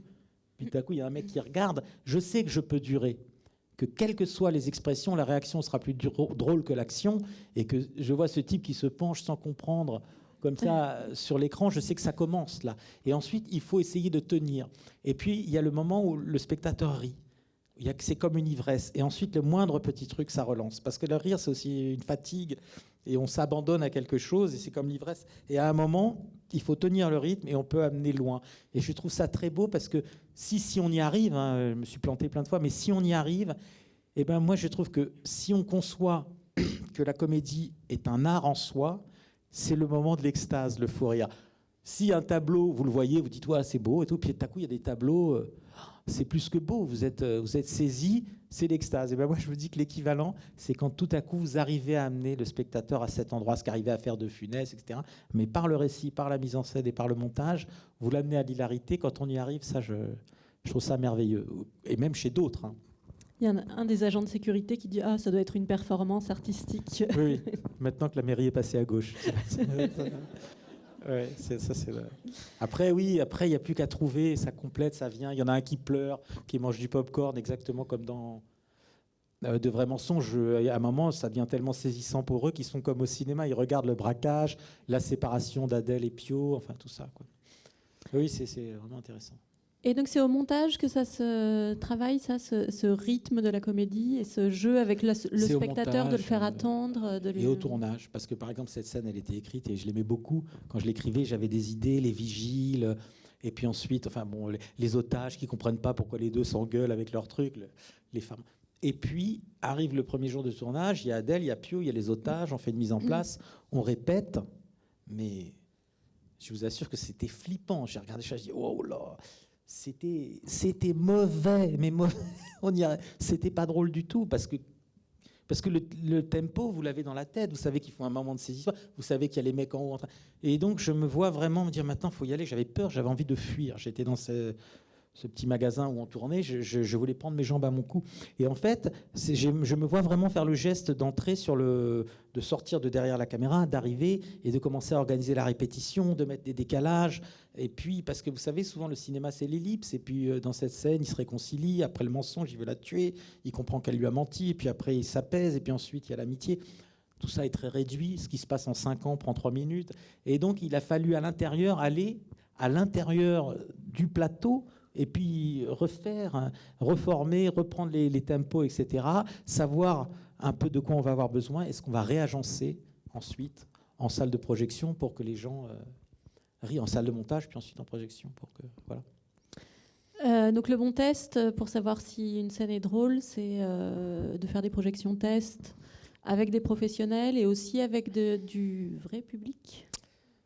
Alors, moi, je sens quand elle commence à être drôle. D'ailleurs, vous voyez, c'est comme je vous dis, hein, c'est un peu honteux, mais des fois, vous vous marrez à vos propres trucs. Mais heureusement, parce que j'arrive à voir quand on commence à trouver le truc. Les projections publiques, elles ne me servent pas à ça. Elles me servent plutôt... Je fais peu de projections tests, mais c'est qu'au bout de parfois 30, 50 fois la même scène à travailler pendant des semaines et des semaines, on décroche un peu du film. Et pour moi, les projections où il y a 20, 25 personnes que je ne connais pas ou 15... Tout à coup, je réadhère à la pellicule. Ça glisse plus devant moi. Je suis reconvoqué et je vois là où il y a des chutes de rythme et tout. C'est pas tant d'entendre des rythmes. Parfois, il y a des surprises. Les gens rient à un truc même qui n'était pas prévu. Et vous dites tiens. Et on garde et tout. Mais c'est pas tellement ça. Moi, c'est ce qui me reconvoque. J'évoquais tout au début de cette discussion le fait que dans ton cinéma, il y a beaucoup de changements de tonalité. Et j'avais envie qu'on voit un extrait de Dans la cour, qui est un film tragique, dans lequel Gustave Kervern est un musicien qui renonce, qui démissionne, qui a envie de s'abstraire du monde, qui devient gardien d'immeuble pour un peu comme ce que disait Sami Ouajila dans la séquence qu'on a vue tout à l'heure, ouais, pour s'apaiser, voilà, se Il y a toujours ce fantasme comme ça du repos, où l'existence deviendrait moins pesante et où on peut se mettre en retrait, la tentation du retrait, tout ça, c'est des choses qui reviennent souvent. Ouais, parce que la belle phrase de Gilles Deleuze qui dit « Je veux que la société me lâche », ça pourrait être la devise de Gustave Kervern. Donc, il est addict à la drogue. Donc on est vraiment dans un sujet très dramatique et pourtant on va avoir une séquence... plutôt comique. S'il faut expliquer un peu de quoi il s'agit. Donc il est gardien d'immeuble et l'un de ses voisins vient lui déposer une maquette qu'il doit garder pendant un week-end. Un voisin très maniaque qui est architecte et il confie à Gustave la maquette d'un projet. Voilà. D'urbanisme, oui. Pardon ? D'un projet d'urbanisme. D'un projet, voilà. Vaste.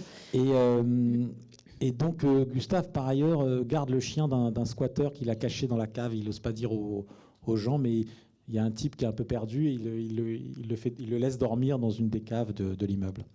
Et d'autre part encore, il est devenu assez ami avec un des locataires ou l'un des habitants de l'immeuble qui est joué par Pio Marmaille. Ils ont tous les deux la même addiction, donc ils passent pas mal de nuits ensemble à passer du temps, voilà. Et donc, voilà ce qui se passe après.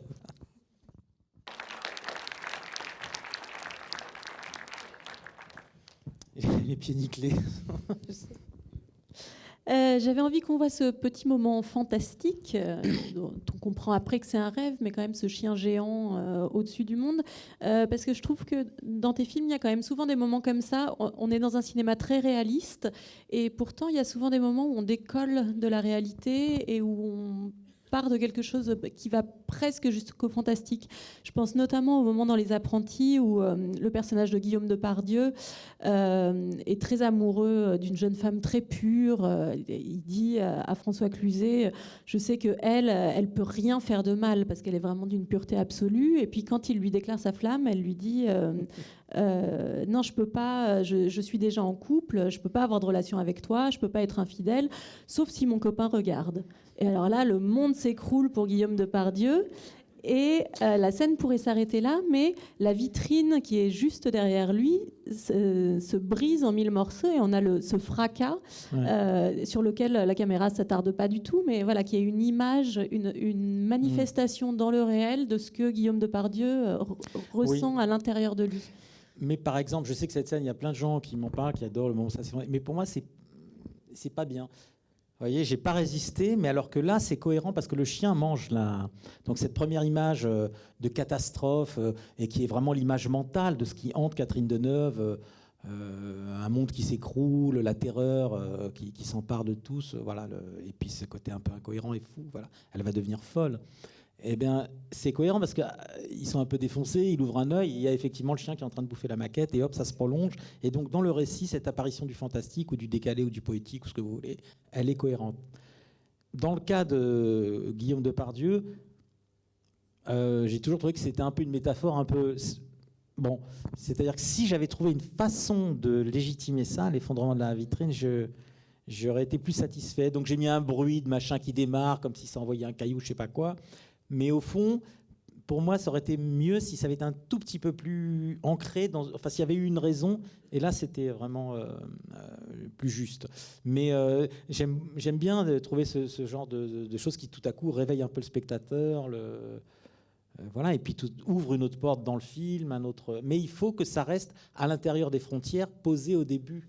Ce qu'on se disait tout à l'heure dans l'exposition du film, dans les 15 minutes, qui un peu détermine le film, le langage du film. Par exemple, dans Les Apprentis, à un moment, il y avait comme une faute de grammaire, si vous voulez vous poser le truc. C'est une chronique un peu sociale, assez drôle, décalée.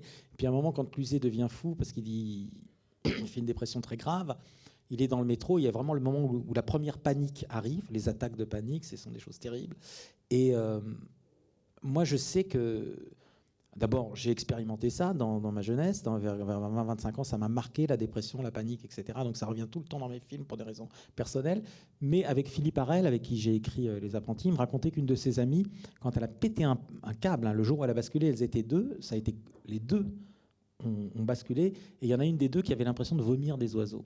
Et j'avais trouvé cette image saisissante. Tout à coup, la folie qui arrive, et voilà. Et c'est terrifiant parce que vous êtes lucide en même temps quand vous commencez à basculer. Vous dites qu'est-ce qui m'arrive ? C'est d'autant plus douloureux. On se prend pas pour Napoléon. On voit bien qu'il y a quelque chose qui va pas. Et c'est d'autant plus douloureux. Et donc j'avais voulu mettre cette image moi dans le film. Donc déjà, je vous dis pas pour faire cracher un oiseau à François Cluzet. Moi, c'était pas. On avait prévu au départ un tuyau comme ça. Vous voyez, il était là. Le tuyau avec le moineau, le vrai moineau à l'intérieur, et puis François il ouvrait la bouche, et puis pouf. Alors déjà le moineau il partait à 100 km/h, on voyait pas ce qui était sorti, donc au film au ralenti. Après il y avait le tuyau qui dépassait, c'était pas le numérique à l'époque et tout. Et puis François il en a marre, il me dit tiens donne-moi le moineau, donne-moi le moineau, il s'énerve et tout là. Et il le met dans sa bouche. Alors j'ai action et tout. Sauf que ce couillon il avait mis le moineau à l'envers. Donc, le bec, il était vers la gorge. Donc, il ouvre la bouche et on voit l'autre côté de l'oiseau, quoi. Et ça sort pas. Donc, il tire la langue et puis moi, je voyais l'oiseau tout doucement comme ça qui fait un demi-tour. Et Cluzet comme ça et tout. C'était infernal. Et l'oiseau, il finit par s'envoler. François me regarde comme ça et moi, je dis putain, maintenant, il va falloir que je leur demande de recommencer avec l'oiseau dans le bon sens et tout. Donc on a mis l'oiseau dans le bon sens, il a ouvert, l'oiseau s'est envolé. Si vous voulez, l'image elle est forte, mais tout à coup c'était un film de Kusturica, ça n'appartenait pas aux Apprentis. Et quand je l'ai vu au montage, le plan il était beau, mais vous vous dites qu'est-ce que c'est, ça va pas du tout. Et on a coupé au moment où François pose la tête sur une femme assez douce. Il avait fallu trouver vraiment, le casting avait été compliqué pour quelqu'un au fond qui me parle même pas, mais qui a une apparence comme ça extrêmement apaisante. Où il était saisi d'effroi comme ça et de panique dans le métro, et il allait mettre sa tête sur l'épaule de cette femme, et ça suffit. C'est beaucoup plus beau, voilà, que l'oiseau qui fait des pirouettes à l'intérieur. Voilà, il pourra dire j'ai fait ça en tout cas, je pense que. Ouais. Dans la cour, Catherine Deneuve est obsédée par une fissure au départ dans son immeuble et dans son appartement. Et on peut vraiment dire que c'est des personnages de la fêlure, comme dans le roman de Fitzgerald, là, des personnages qui sont fêlés de l'intérieur. Elle et Gustave Kervern, et puis beaucoup de personnages aussi de ta filmographie.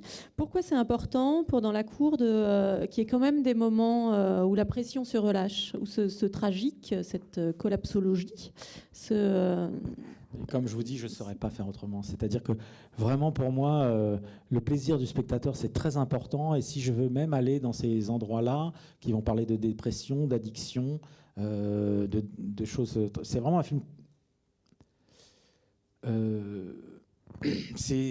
Dans la course, c'est un film très personnel.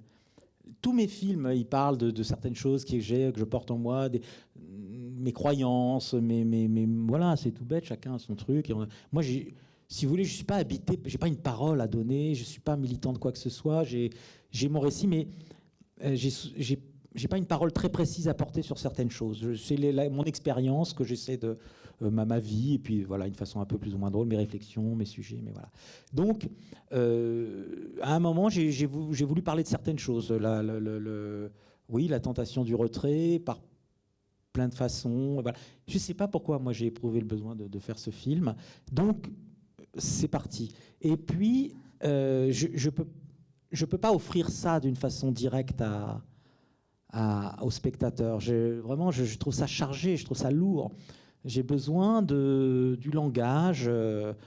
Quand Gustave Kervern fait cet aveu, ce long monologue où il explique ses problèmes d'addiction à Catherine Deneuve, c'est très long, mais je voulais trouver des mots qui soient justes, et en même temps, ce qui m'apaise quand il dit qu'il est accro, mais que c'est les seuls moments où ça l'apaise un peu, mais comme après, c'est des jours et des jours pour se remettre. Il dit « ce qui m'apaise m'épuise ». C'est une phrase qui paraît couillonne comme ça, mais j'ai mis beaucoup de temps à trouver ça. Et c'est ça aussi, ça peut s'apparenter à une forme de langage de comédie. Il faut trouver des mots qui ne font pas qu'avouer, ou qu'il faut susciter quelque chose, et que l'expression en soi aussi, elle soit belle et prenante. J'ai besoin de ramener les spectateurs à un peu d'humeur, de décalage, de drôlerie. Je ne peux pas livrer les choses directement. Même la folie en direct de Catherine Deneuve, quand elle commence à passer des diapositives dans la cour à la copropriété, et que ça devient délirant. En disant que Paris est en train de s'effondrer. Paris s'effondre, etc. Il fallait que je mette un petit décalage comique, et puis c'est assez intéressant. Pour moi, je trouve que c'est une expérience pour le spectateur à vivre physiquement particulière. Mais il y a des gens qui accrochent pas à ça. Il y a des gens qui sortaient, ils me disaient, je savais pas sur quel pied marcher, c'est pas danser, hein. Ils savaient pas, ils étaient un peu déstabilisés par le film. Et même au sein de la séquence, il y a ce qui allège aussi la séquence, c'est la musique qui intervient à ce moment-là. Dans Le Chien ? Oui, dans Le Chien. Oui, puis la scène après des deux idiots, enfin des deux pieds nickelés en train d'essayer de réparer la maquette. Et, tout va un peu ensemble. Il faut à ce moment-là mettre un peu de comédie. Ils ont improvisé, je leur soufflais des trucs, on essayait de trouver. Mais voilà, pour moi, c'est vraiment une nécessité qui est une petite proposition un peu plus légère, un peu... drôle. Il faut faire attention à ne pas manipuler non plus le spectateur. Je sais que dans Comme elle respire, il y avait une scène burlesque et drôle de kidnapping où Marie Trintignant était kidnappée par des mecs en cagoule. Et c'était très drôle. Ils sont perdus, ils se cognent, enfin, bon, bref. Et puis à un moment, il y en a un qui met une gifle à Marie. Et ben, j'ai toujours pensé que c'était allé trop loin. Il faut trouver le truc juste, mais pas systématique. Ah, vous riez, prenez ça maintenant et tout. Et ça m'a jamais plu. Si je pouvais couper cette petite séquence à ce moment-là, qui montrait aussi que Depardieu, il était prêt entre deux trucs, parce qu'il commence à l'aimer, et en même temps, il y a les deux autres à côté. Voilà, il faut... c'est pas de la manipulation, j'adore cette idée de faire cohabiter, non pas les gens, mais les émotions. Voilà, ça me plaît beaucoup.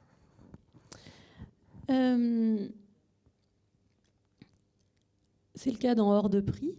Il y a beaucoup d'émotions qui cohabitent, puisqu'on est vraiment dans une franche comédie qui regarde beaucoup du côté de la comédie sophistiquée, puisque ça se passe essentiellement dans des palaces. Donc ça nous ramène vraiment du côté de Lubitsch ou la Cava dont on parlait en introduction. C'est vraiment une comédie, mais qui parle du personnage d'Audrey Tautou, qui est une gold digger, comme on dirait dans une chercheuse d'or qui cherche des hommes riches pour se faire entretenir, qui rencontre Gad Elmaleh, qui lui est serveur dans un palace à Biarritz. Elle pense que c'est un riche homme d'affaires. Et quand elle se rend compte que ça n'est pas le cas, elle est très déçue. Et lui, par amour pour elle, va devenir gigolo. Oui, il va l'épouser comme on épouse une forme, il va devenir comme elle. Il la suit, il est pris. Au début, il y a un malentendu, puisqu'il est en smoking la première fois qu'elle le voit, mais un serveur, c'est aussi en smoking dans les palaces. Et elle croit qu'il est riche, donc elle l'emballe, etc. Et puis au matin, il y a une cruelle déception. Et lui était pris, il va la suivre.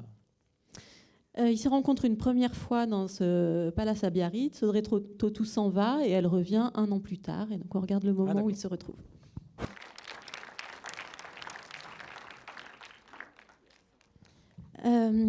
Avant de laisser la parole à la salle, pour qui a sans doute des questions, j'aurais bien aimé qu'on parle à propos de ce film, de la question des gestes. Le film commence par toute une chorégraphie des gestes des petites mains du Grand Hôtel qui préparent les petits déjeuners, qui font les lits. On voit Gad Elmaleh plusieurs fois dans le film très bien faire le lit, sans aucun pli.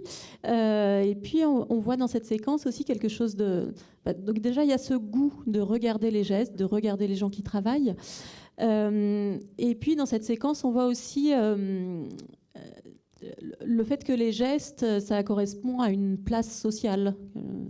Les gestes, les attitudes, voilà, et que cette place sociale, elle est très accentuée par cette situation du Grand Hôtel et de personnes extrêmement riches. Plus, ouais. Non, j'ai pas grand-chose à dire là-dessus. C'est vrai que j'adore regarder les gens au travail parce que je trouve quelque chose de beau qui s'exprime dans l'occupation, dans l'idée de donner du sens aussi à notre présence, fabriquer quelque chose. Je peux regarder des gens travailler des heures et pas forcément des gens qui font des choses avec leurs mains. C'est vrai que je peux être fasciné. Je me rappelle avoir atterri dans un bled en Afrique, je sais plus où. Enfin, j'étais resté pendant des heures regarder des gens fabriquer. Bon, mais ça peut au bureau, je peux trouver ça beau. Enfin, je trouve que la concentration donne de la noblesse au regard. Bon, bref. Donc elle le dit à un moment, elle dit j'aime regarder les gens qui font quelque chose et tout. Mais et puis après c'est vrai que ce qui était intéressant avec l'hôtel, c'est que ça ouvre énormément de possibilités parce qu'effectivement tout est hiérarchisé.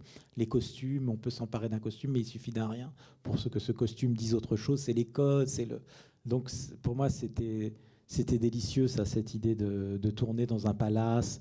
Et puis bien entendu il y avait ce qu'Anne évoquait tout à l'heure, c'est-à-dire ces gens très très riches qui n'ont pas d'occupation. C'est dans les comédies des années 30, c'est vrai qu'ils avaient voulu débarrasser les personnages de toute préoccupation psychologique, tout ce que vous voulez. Le seul truc à laquelle ils s'occupent, c'est l'amour et puis les cocktails. Donc ça, c'est dans les comédies des années 30, ce qu'on appelait les comédies eggnog. Ils buvaient tout le temps des cocktails eggnog et ils se préoccupaient de savoir qui était amoureux de qui, etc. Donc, c'était souvent dans des décors somptueux. Et voilà. Et j'ai eu envie, avec Hors de prix, de faire une comédie un peu comme ça, un peu aussi sophistiquée. C'est la première fois que j'ai tourné en scope et filmer des choses assez impressionnantes comme ça. C'était intéressant. Mais des gens totalement oppressés. Hein. C'est ça qui était un peu paradoxal aussi, quoi.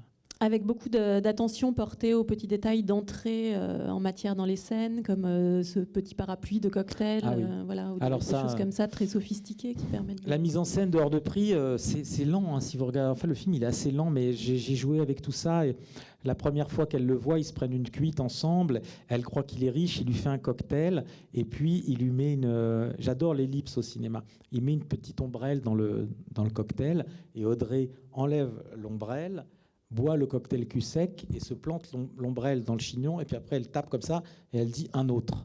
Et il y a un cut, et ensuite je suis dans l'ascenseur avec les deux, et dans son chignon il y a 8 petite ombrelle, et ensuite l'ascenseur monte, et puis on descend avec la caméra, et on découvre le visage d'Audrey ivre-morte.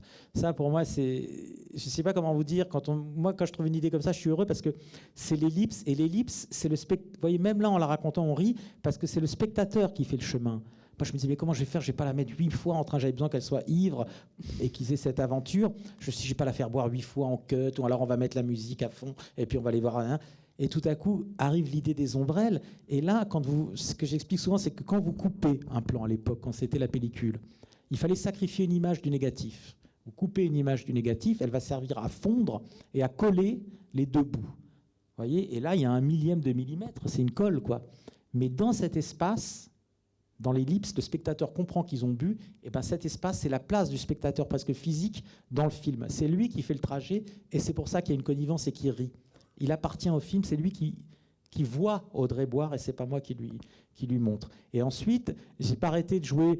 On voit ensuite qu'un an plus tard, il est toujours amoureux parce qu'il a gardé l'ombrelle. On fait un fondu enchaîné de l'ombrelle sur le parasol, et on arrive au et ensuite, quand ils recouchent ensemble la deuxième fois, on voit pas toute l'approche, il y a un cut, et puis on va voir des petites ombrelles sur le lit, sur le plancher qu'on va suivre jusqu'au lit. Et en fait, ça devient un objet qui sert à raconter. Et ça m'intéresse énormément. J'ai appris ça chez Lubitsch, les objets qui servent à dire des choses. Ça, chez lui, c'est extraordinaire. Le pot de fleurs dans Serenada 3. Il y a plein d'objets qui vous font comprendre ce qui se passe dans la tête des gens. Mm-hmm.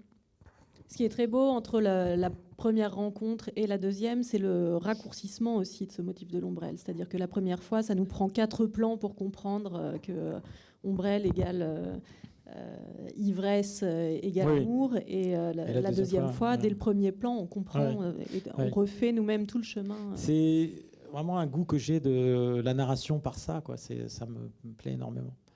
Il faut faire attention parce qu'il ne faut pas perdre le rythme, mais ça peut être très plaisant, quoi. Enfin, en tout cas, moi, ça... Et ce qui est très beau dans le film aussi, c'est la façon dont Audrey Tautou et Gad Elmaleh vont chacun se faire entretenir par une personne plus âgée, très fortunée. Ils sont dans le même hôtel et leurs personnes très fortunées ont plein de choses à faire, comme des garden parties ou des massages. Et donc, ils ont un peu de temps libre de temps en temps où ils se retrouvent. Oui. Et ce que je trouve très beau, c'est que tu les fais jouer comme des enfants. Oui, non, mais c'était l'idée. C'est la cour. C'est l'école buissonnière, c'est la cour de... Leur corps est vraiment celui d'enfants qui court dans les couloirs. Totalement. C'est cette idée vraiment qu'à un moment, ils échappent à la sévérité, au contrôle, et qu'ils se retrouvent pour quelques moments de liberté, d'euphorie. Ce sont des moments volés. Leur vie ne leur appartient plus. Hein. Donc c'était cette idée des enfants, mais alors totalement. Ouais. Il faut essayer tout le temps de trouver un motif, quelque chose, pour que la scène, ensuite, vous ayez une façon de la filmer, même si ça ne se voit pas. Tout à coup, c'est pas uniquement enregistré de la façon la plus efficace possible. Une séquence, c'est essayer tout à coup. D'ailleurs, elle lui dit à un moment, ils s'échappent et ils boivent. C'est l'après-midi. Elle dit, j'adore boire l'après-midi. J'ai l'impression d'avoir un secret parce qu'ils sont un peu saouls. Ils regardent les gens. Ils ont volé un moment. Et elle lui dit aussi, j'ai l'impression de faire l'école buissonnière quand ils voilà. Donc il y a cette idée d'enfant, un moment qui échappe à la sévérité de leurs employeurs, si j'ose dire. Ouais. Qui veulent une exclusivité totale de leur présence, de leur corps, de leur amour. Enfin, il faut jouer tout. Et jusqu'ici, il y avait très peu d'enfants dans ton cinéma, à part Théo dans Liberté, et il y en aura dans le prochain film. On peut dire un tout petit mot avant de passer la parole au public. C'est un film pour enfants. C'est un film pour enfants avec des enfants. Voilà. Pour l'instant, ça s'appelle... La petite bande ou les ninjas verts de la rivière morte. Et c'est l'histoire d'enfants qui vont kidnapper un homme. Et c'est vraiment un film où j'arrêtais pas de dire à Benoît quand on écrivait, il faut écrire à 1m10. Il faut vraiment... Après, si ça plaît aux parents, c'est merveilleux et tout, mais c'est vraiment des histoires d'enfants qui vont essayer d'être à la hauteur, de transcender une grosse connerie qu'ils ont faite et d'en faire quelque chose de... C'est beaucoup sur la hauteur morale des enfants incroyables, c'est insupportable. Ils vous disent tout le temps, c'est pas juste, et puis souvent, ils ont raison d'ailleurs. Hein. Va te coucher, c'est pas juste si vous restez debout et tout ça. Donc, a priori, voilà, il y a ce truc de la justice et leur courage physique et tout, ça m'impressionne beaucoup. Et donc, j'avais envie de faire un film un peu autour de ça. Et puis voilà, ça va être un apprentissage aussi d'autres choses, de la politique, de la démocratie, du vote, du groupe. Ça va être l'histoire d'un groupe qui se forme et tout. Et donc là, j'ai commencé à écrire les dialogues. Et donc, on va le tourner au mois de juin. je pense, j'espère. Voilà. Donc j'ai jamais travaillé avec des enfants, ça me fait assez peur, pas pour les trucs habituels, mais c'est parce que je sais pas quand est-ce que c'est fatigué, quand est-ce que ça arrête de réfléchir, de penser. Je me ça rends le pas dit compte. en général. Les miens très vite. Donc je sais pas comment je vais faire. Voilà, on verra. Bon, ben, on est impatient de découvrir ça. Si vous avez des questions, c'est le moment. Oui, vous nous avez parlé de cette semaine primordiale avec les comédiens. En même temps, on sent qu'il y a un véritable amour des comédiens chez vous. Jusqu'à quel moment vous leur laissez une part d'improvisation, de changer un peu le personnage, d'apporter quelque chose au film? Moi, je pense que l'incarnation, c'est très beau, c'est cette part-là, mais il n'y a pas d'improvisation. Les dialogues sont très, très écrits. Mais un jour, Auteuil, il m'a dit un truc que je trouvais incroyable. Il m'a dit, tu sais, Pierre, moi, entre action et coupé, tu peux me montrer au millimètre. Il me demandait de lui mimer les scènes, l'intonation, tout. Donc, je faisais exprès de rajouter un peu pour souligner bien les ruptures nécessaires, le temps. Et après, il avait beau faire la même chose, il interprétait. Et c'était, pour moi, c'est le plus grand acteur avec lequel j'ai travaillé, qui a gardé cette part d'enfance incroyable. Il est un enfant encore, Daniel, d'ailleurs. Et donc, il me disait ça. Il me dit, même si on me dit le jeu et l'espace pour le jeu et la liberté, il est encore énorme. Donc, c'est très rare. Bon, vous voyez la scène des maquettes, parce que là, il faut un petit truc de vérité. Mais même les vannes, je pouvais leur souffler. C'est très rare. Je me suis rendu compte que souvent, quand on improvisait avec des comédiens, ça allait souvent vers le conflit entre les personnages. Il n'y aura pas l'espace, parce que c'est long d'écrire des dialogues, et à moins d'avoir des fulgurances qui arrivent de temps en temps. Audrey, elle avait des improvisations magnifiques. C'est rare. Par exemple, dans Hors de prix, à un moment, il rentre ivre-mort, et avant de rentrer dans la chambre, elle me disait, j'ai une idée, je ne sais même pas si j'ai gardé la scène, mais et elle me dit, voilà, je pourrais dire ça, et Gad dirait ça. Donc, ils sont cuits, torchés, ils arrivent devant la porte, et Gad voit des fleurs à côté de la porte, et il fait, elles sentent bon, et elle lui répond, c'est des fausses. Et voilà. Bon, moi, ça me faisait beaucoup rire, donc j'ai dit, ça, on peut garder. Mais c'est rare qu'il y ait cette espèce de précision, etc. Donc, moi, j'ai besoin de ça. Avec quel acteur aimeriez-vous tourner dans vos futurs films ? J'ai tendance à recommencer un peu, moi, à créer un esprit de troupe. Donc, j'ai toujours aimé garder un peu là. Je vais refaire sûrement avec... Alors, les enfants, bon, ça va être des enfants. Mais ensuite, il y a un autre projet derrière qui est déjà très, très avancé. Et je pense que ça sera peut-être avec Pio et Adèle, à nouveau. Et Adèle Haenel et Pio Marmaille, je crois. Mais après, ça dépend. Souvent, vous avez des demandes, des acteurs... Il y a Dujardin qui veut absolument qu'on fasse un film ensemble, mais je me dis, il faut que je trouve un truc pour lui. Parce que sinon, au premier degré, je ne vois pas un acteur. Je me dis, il faut lui faire un...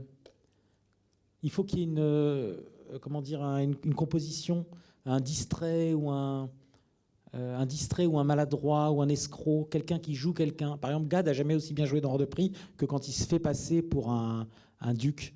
Et tout à coup, il est comme ça et tout. Il y a des acteurs, on a l'impression qu'il faut un petit décalage et qu'ils jouent quelque chose. Donc ça peut être stimulant de se dire, tiens, je vais essayer d'écrire un truc pour lui. Mais bon, non, je sais pas, il y a plein d'acteurs avec lesquels j'aimerais tourner. Mais c'est terrible parce qu'on fait un film tous les 3 ans ou 4 ans même. Donc à un moment, on ne peut pas tourner avec tout le monde. Hélas, quoi. C'est en voyant des films que tu as des envies d'acteurs ? C'est souvent des rencontres. Pio, c'est une rencontre. Il m'a tellement fait rire. Il était drôle, il était généreux, il était chaleureux. J'ai eu envie d'écrire pour lui. Et puis, vous savez, il y a des acteurs, j'ai vraiment une théorie, moi, maintenant, c'est que les grands acteurs, c'est ceux qui sont inspirants. C'est-à-dire que c'est facile d'écrire pour eux. Depardieu, il est immense parce qu'au fond, si on pense à lui, l'écriture, elle va être plus facile. Gabin, il était immense parce qu'en écrivant, Ventura, en écrivant, la moitié du rôle était déjà écrit. J'ai l'impression que les grands acteurs sont des acteurs inspirants, voilà, qui s'imposent à vous. Voilà. Et j'ai toujours aussi aimé les acteurs très techniques, qui avaient entre la maîtrise et l'abandon, quoi, une grande maîtrise et une capacité à s'abandonner. Sandrine Kiberlin, on a fait Après vous, j'étais impressionné.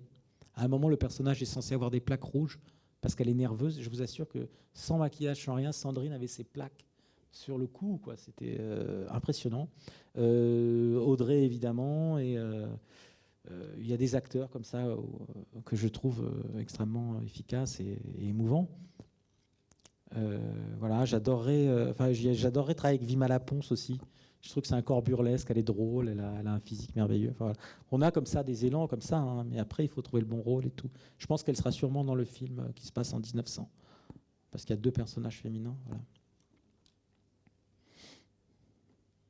Mais il faut rencontrer les gens, parce que parfois ils vous enchantent et parfois... Je me rappelle quand j'ai commencé dans le cinéma, il y a très longtemps, j'étais amoureux de la sœur de Guillaume Depardieu, que j'avais rencontrée sur le tournage. Et elle m'avait dit, je me rappelle, elle m'avait dit, je commençais, j'étais très jeune, elle m'avait dit, tu vas voir, ils sont tous décevants. J'ai dit, merde. C'est vrai que parfois vous rêvez de gens, vous voulez pouvoir les rencontrer. Voilà. Et puis il y en a qui sont extraordinaires. Rochefort, ça a été une rencontre magnifique. Alors lui, il était loin, c'était le contraire, c'était vraiment la poésie incarnée, la fiction incarnée, comme il disait.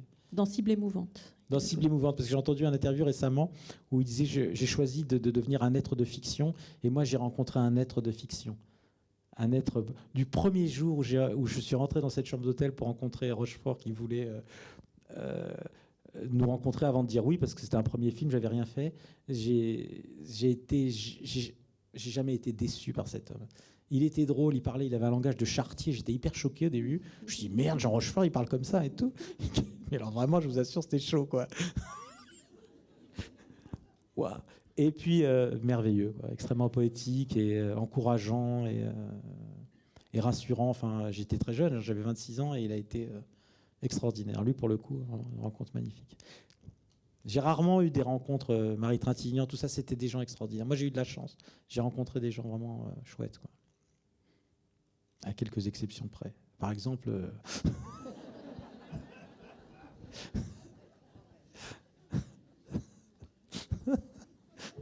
Je suis en train de me dire non, Pierre.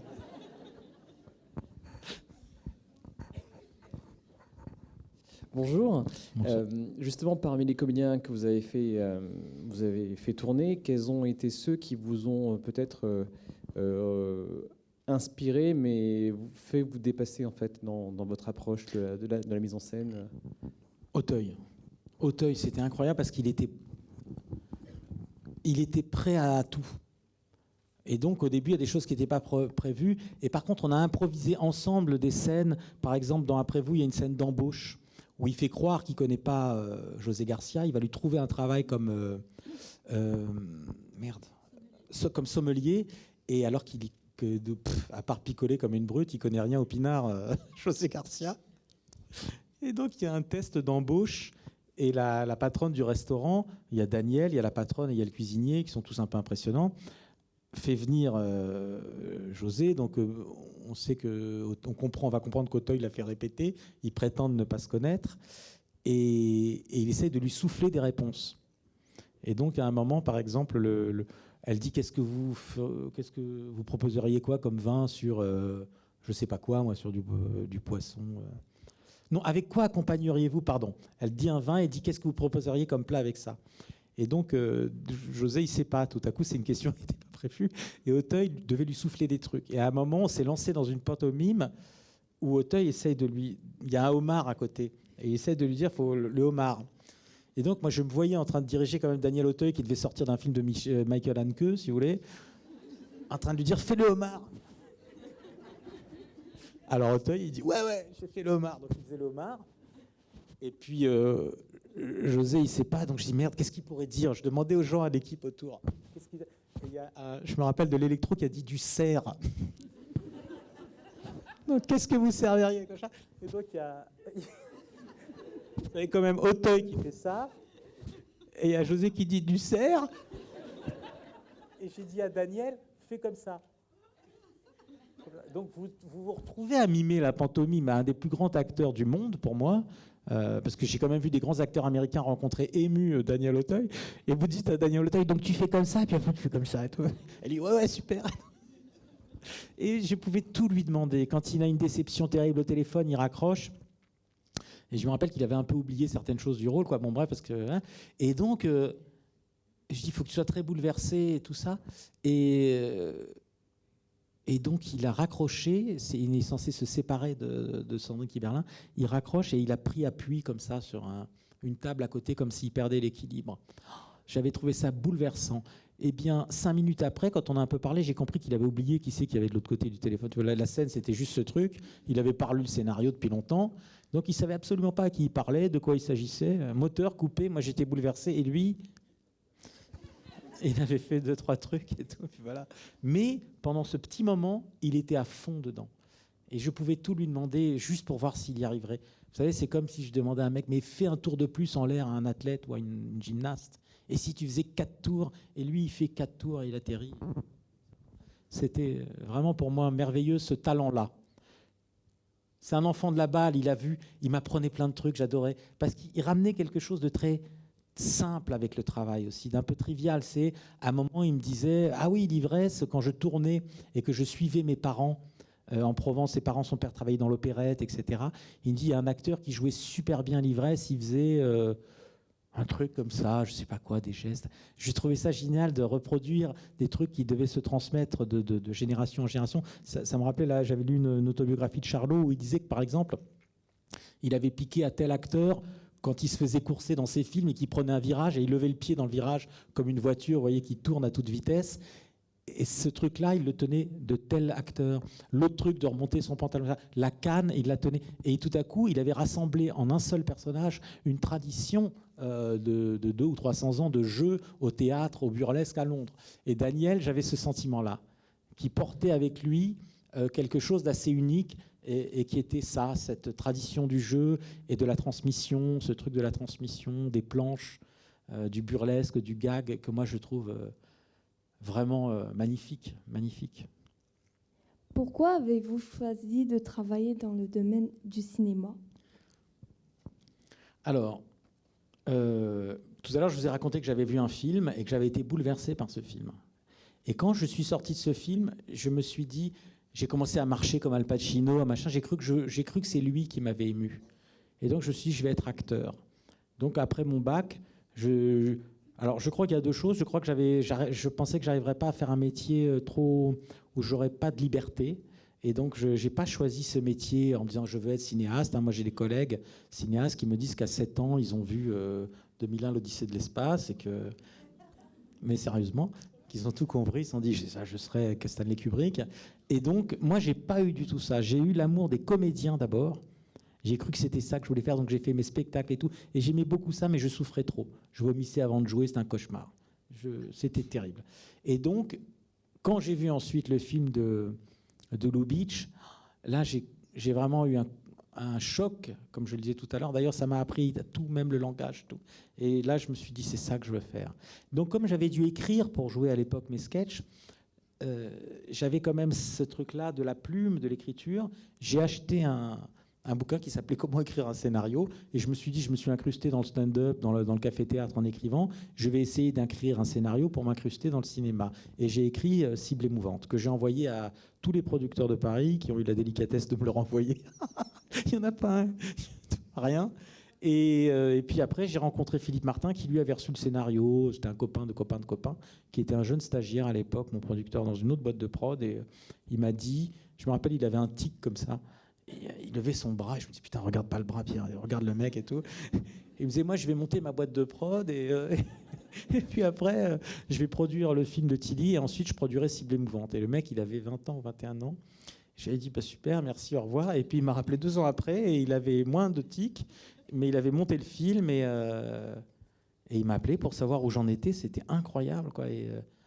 Et là, il m'a dit, moi, je pense que c'est toi qui dois le réaliser. À l'époque, j'avais écrit aussi en pensant que je pouvais avoir un... Bon, bref, voilà. Et c'est comme ça que ça a commencé. Par une rencontre. Et heureusement, j'avais ce film que j'avais écrit, quoi. Ce scénario. Mais c'est pas, tu vois, c'est pas un truc où on voit sa destinée, son truc, je serais ça. Moi, je crois que les métiers, on les trouve tout doucement. Voilà, j'avais travaillé avant dans les théâtres quand je faisais des cours. J'ai travaillé comme machiniste, comme ripper, comme machin. Et puis on voit, on découvre des choses. Et puis tout doucement, on rencontre un métier si on a de la chance. Mais il n'y a pas comme ça ce truc de... Pour moi, en tout cas, j'avais pas du tout une vocation très jeune. J'aimerais savoir le film qui vous a mis le plus de temps à faire tourner. À écrire aussi, écriture comprise. Oui, compris. En liberté, on a signé, je crois, presque en 2011 le contrat et le film. Il a été fini de tourner en 2015 et de monter. Je suis tombé malade pendant le montage. C'est le plus dur. C'est le plus dur, c'est le plus cauchemardesque. Alors que j'étais heureux sur le tournage, ça a été dur. J'avais l'idée d'un personnage qui sortait de prison, un innocent, et qui décidait de faire ce pourquoi il avait été condamné à tort. Vous voyez ? Le mec sort de tôle, il dit « on m'a mis en tôle pour braquage, et ben je vais braquer ». Comme ça, au moins, c'est quelqu'un qui pense que le temps qu'on lui a volé, il a le droit de le rattraper. Donc cette idée, c'est l'idée que tu peux rattraper le temps perdu, c'est une chimère, ça n'existe pas. Mais tout à coup, lui, il a cette idée de toute puissance. Il croit qu'il a droit à un certain nombre de conneries puisqu'il a déjà payé. C'est cette idée de rattraper le temps perdu qui est impossible. Mais ça ne suffisait pas parce que je me suis vite rendu compte qu'il y avait déjà eu plein de films sur des gens maladroits qui faisaient un truc pour lequel ils n'étaient pas faits, des mecs qui doivent braquer alors qu'ils sont gentils, qui ne peuvent pas taper sur quelqu'un. Moi, j'ai dit, on va vite tourner en rond. Et puis après, j'ai eu l'idée de cette jeune femme qui, elle aussi, a eu sa vie volée par son mari qui lui a fait croire pendant 8 ans qu'il était un mec bien et dont elle se rend compte que c'est un salaud. Et là, elle va porter la faute de ce mari. Elle sait que le mec a été emprisonné alors qu'il n'a rien fait, que c'est son mari qui a merdé. Et tout à coup, elle est attachée à ce mec, elle le suit partout. Elle essaye de le guérir alors qu'elle n'a rien fait. Et tout à coup, elle a une culpabilité pour une faute qu'elle n'a pas commise. Et là, tout à coup, les personnages me parlent. Et ça y est, le scénario s'emballe. Mais pendant 2 ans, c'était ce mec qui sort de tôle, ça n'allait pas loin. Quand on a inventé Adèle, le personnage d'Adèle, et son enfant, parce que l'enfant, c'est ce qui fait qu'elle ne peut pas dire la vérité. Elle ne peut pas aller chez le juge et dire, ben voilà, parce qu'elle a peur que ce gosse qui aime tellement son père, ce soit une deuxième mort pour lui. Et là, ça y est, on a tout en place. Donc d'abord l'innocent, ensuite la coupable, mais pas réellement, c'est son mari qui a fait la faute, et le gamin qui empêche la vérité d'arriver. Et là, le film, il est parti, quoi. Mais ça a été long. Merci beaucoup, Pierre Salvadori. Merci.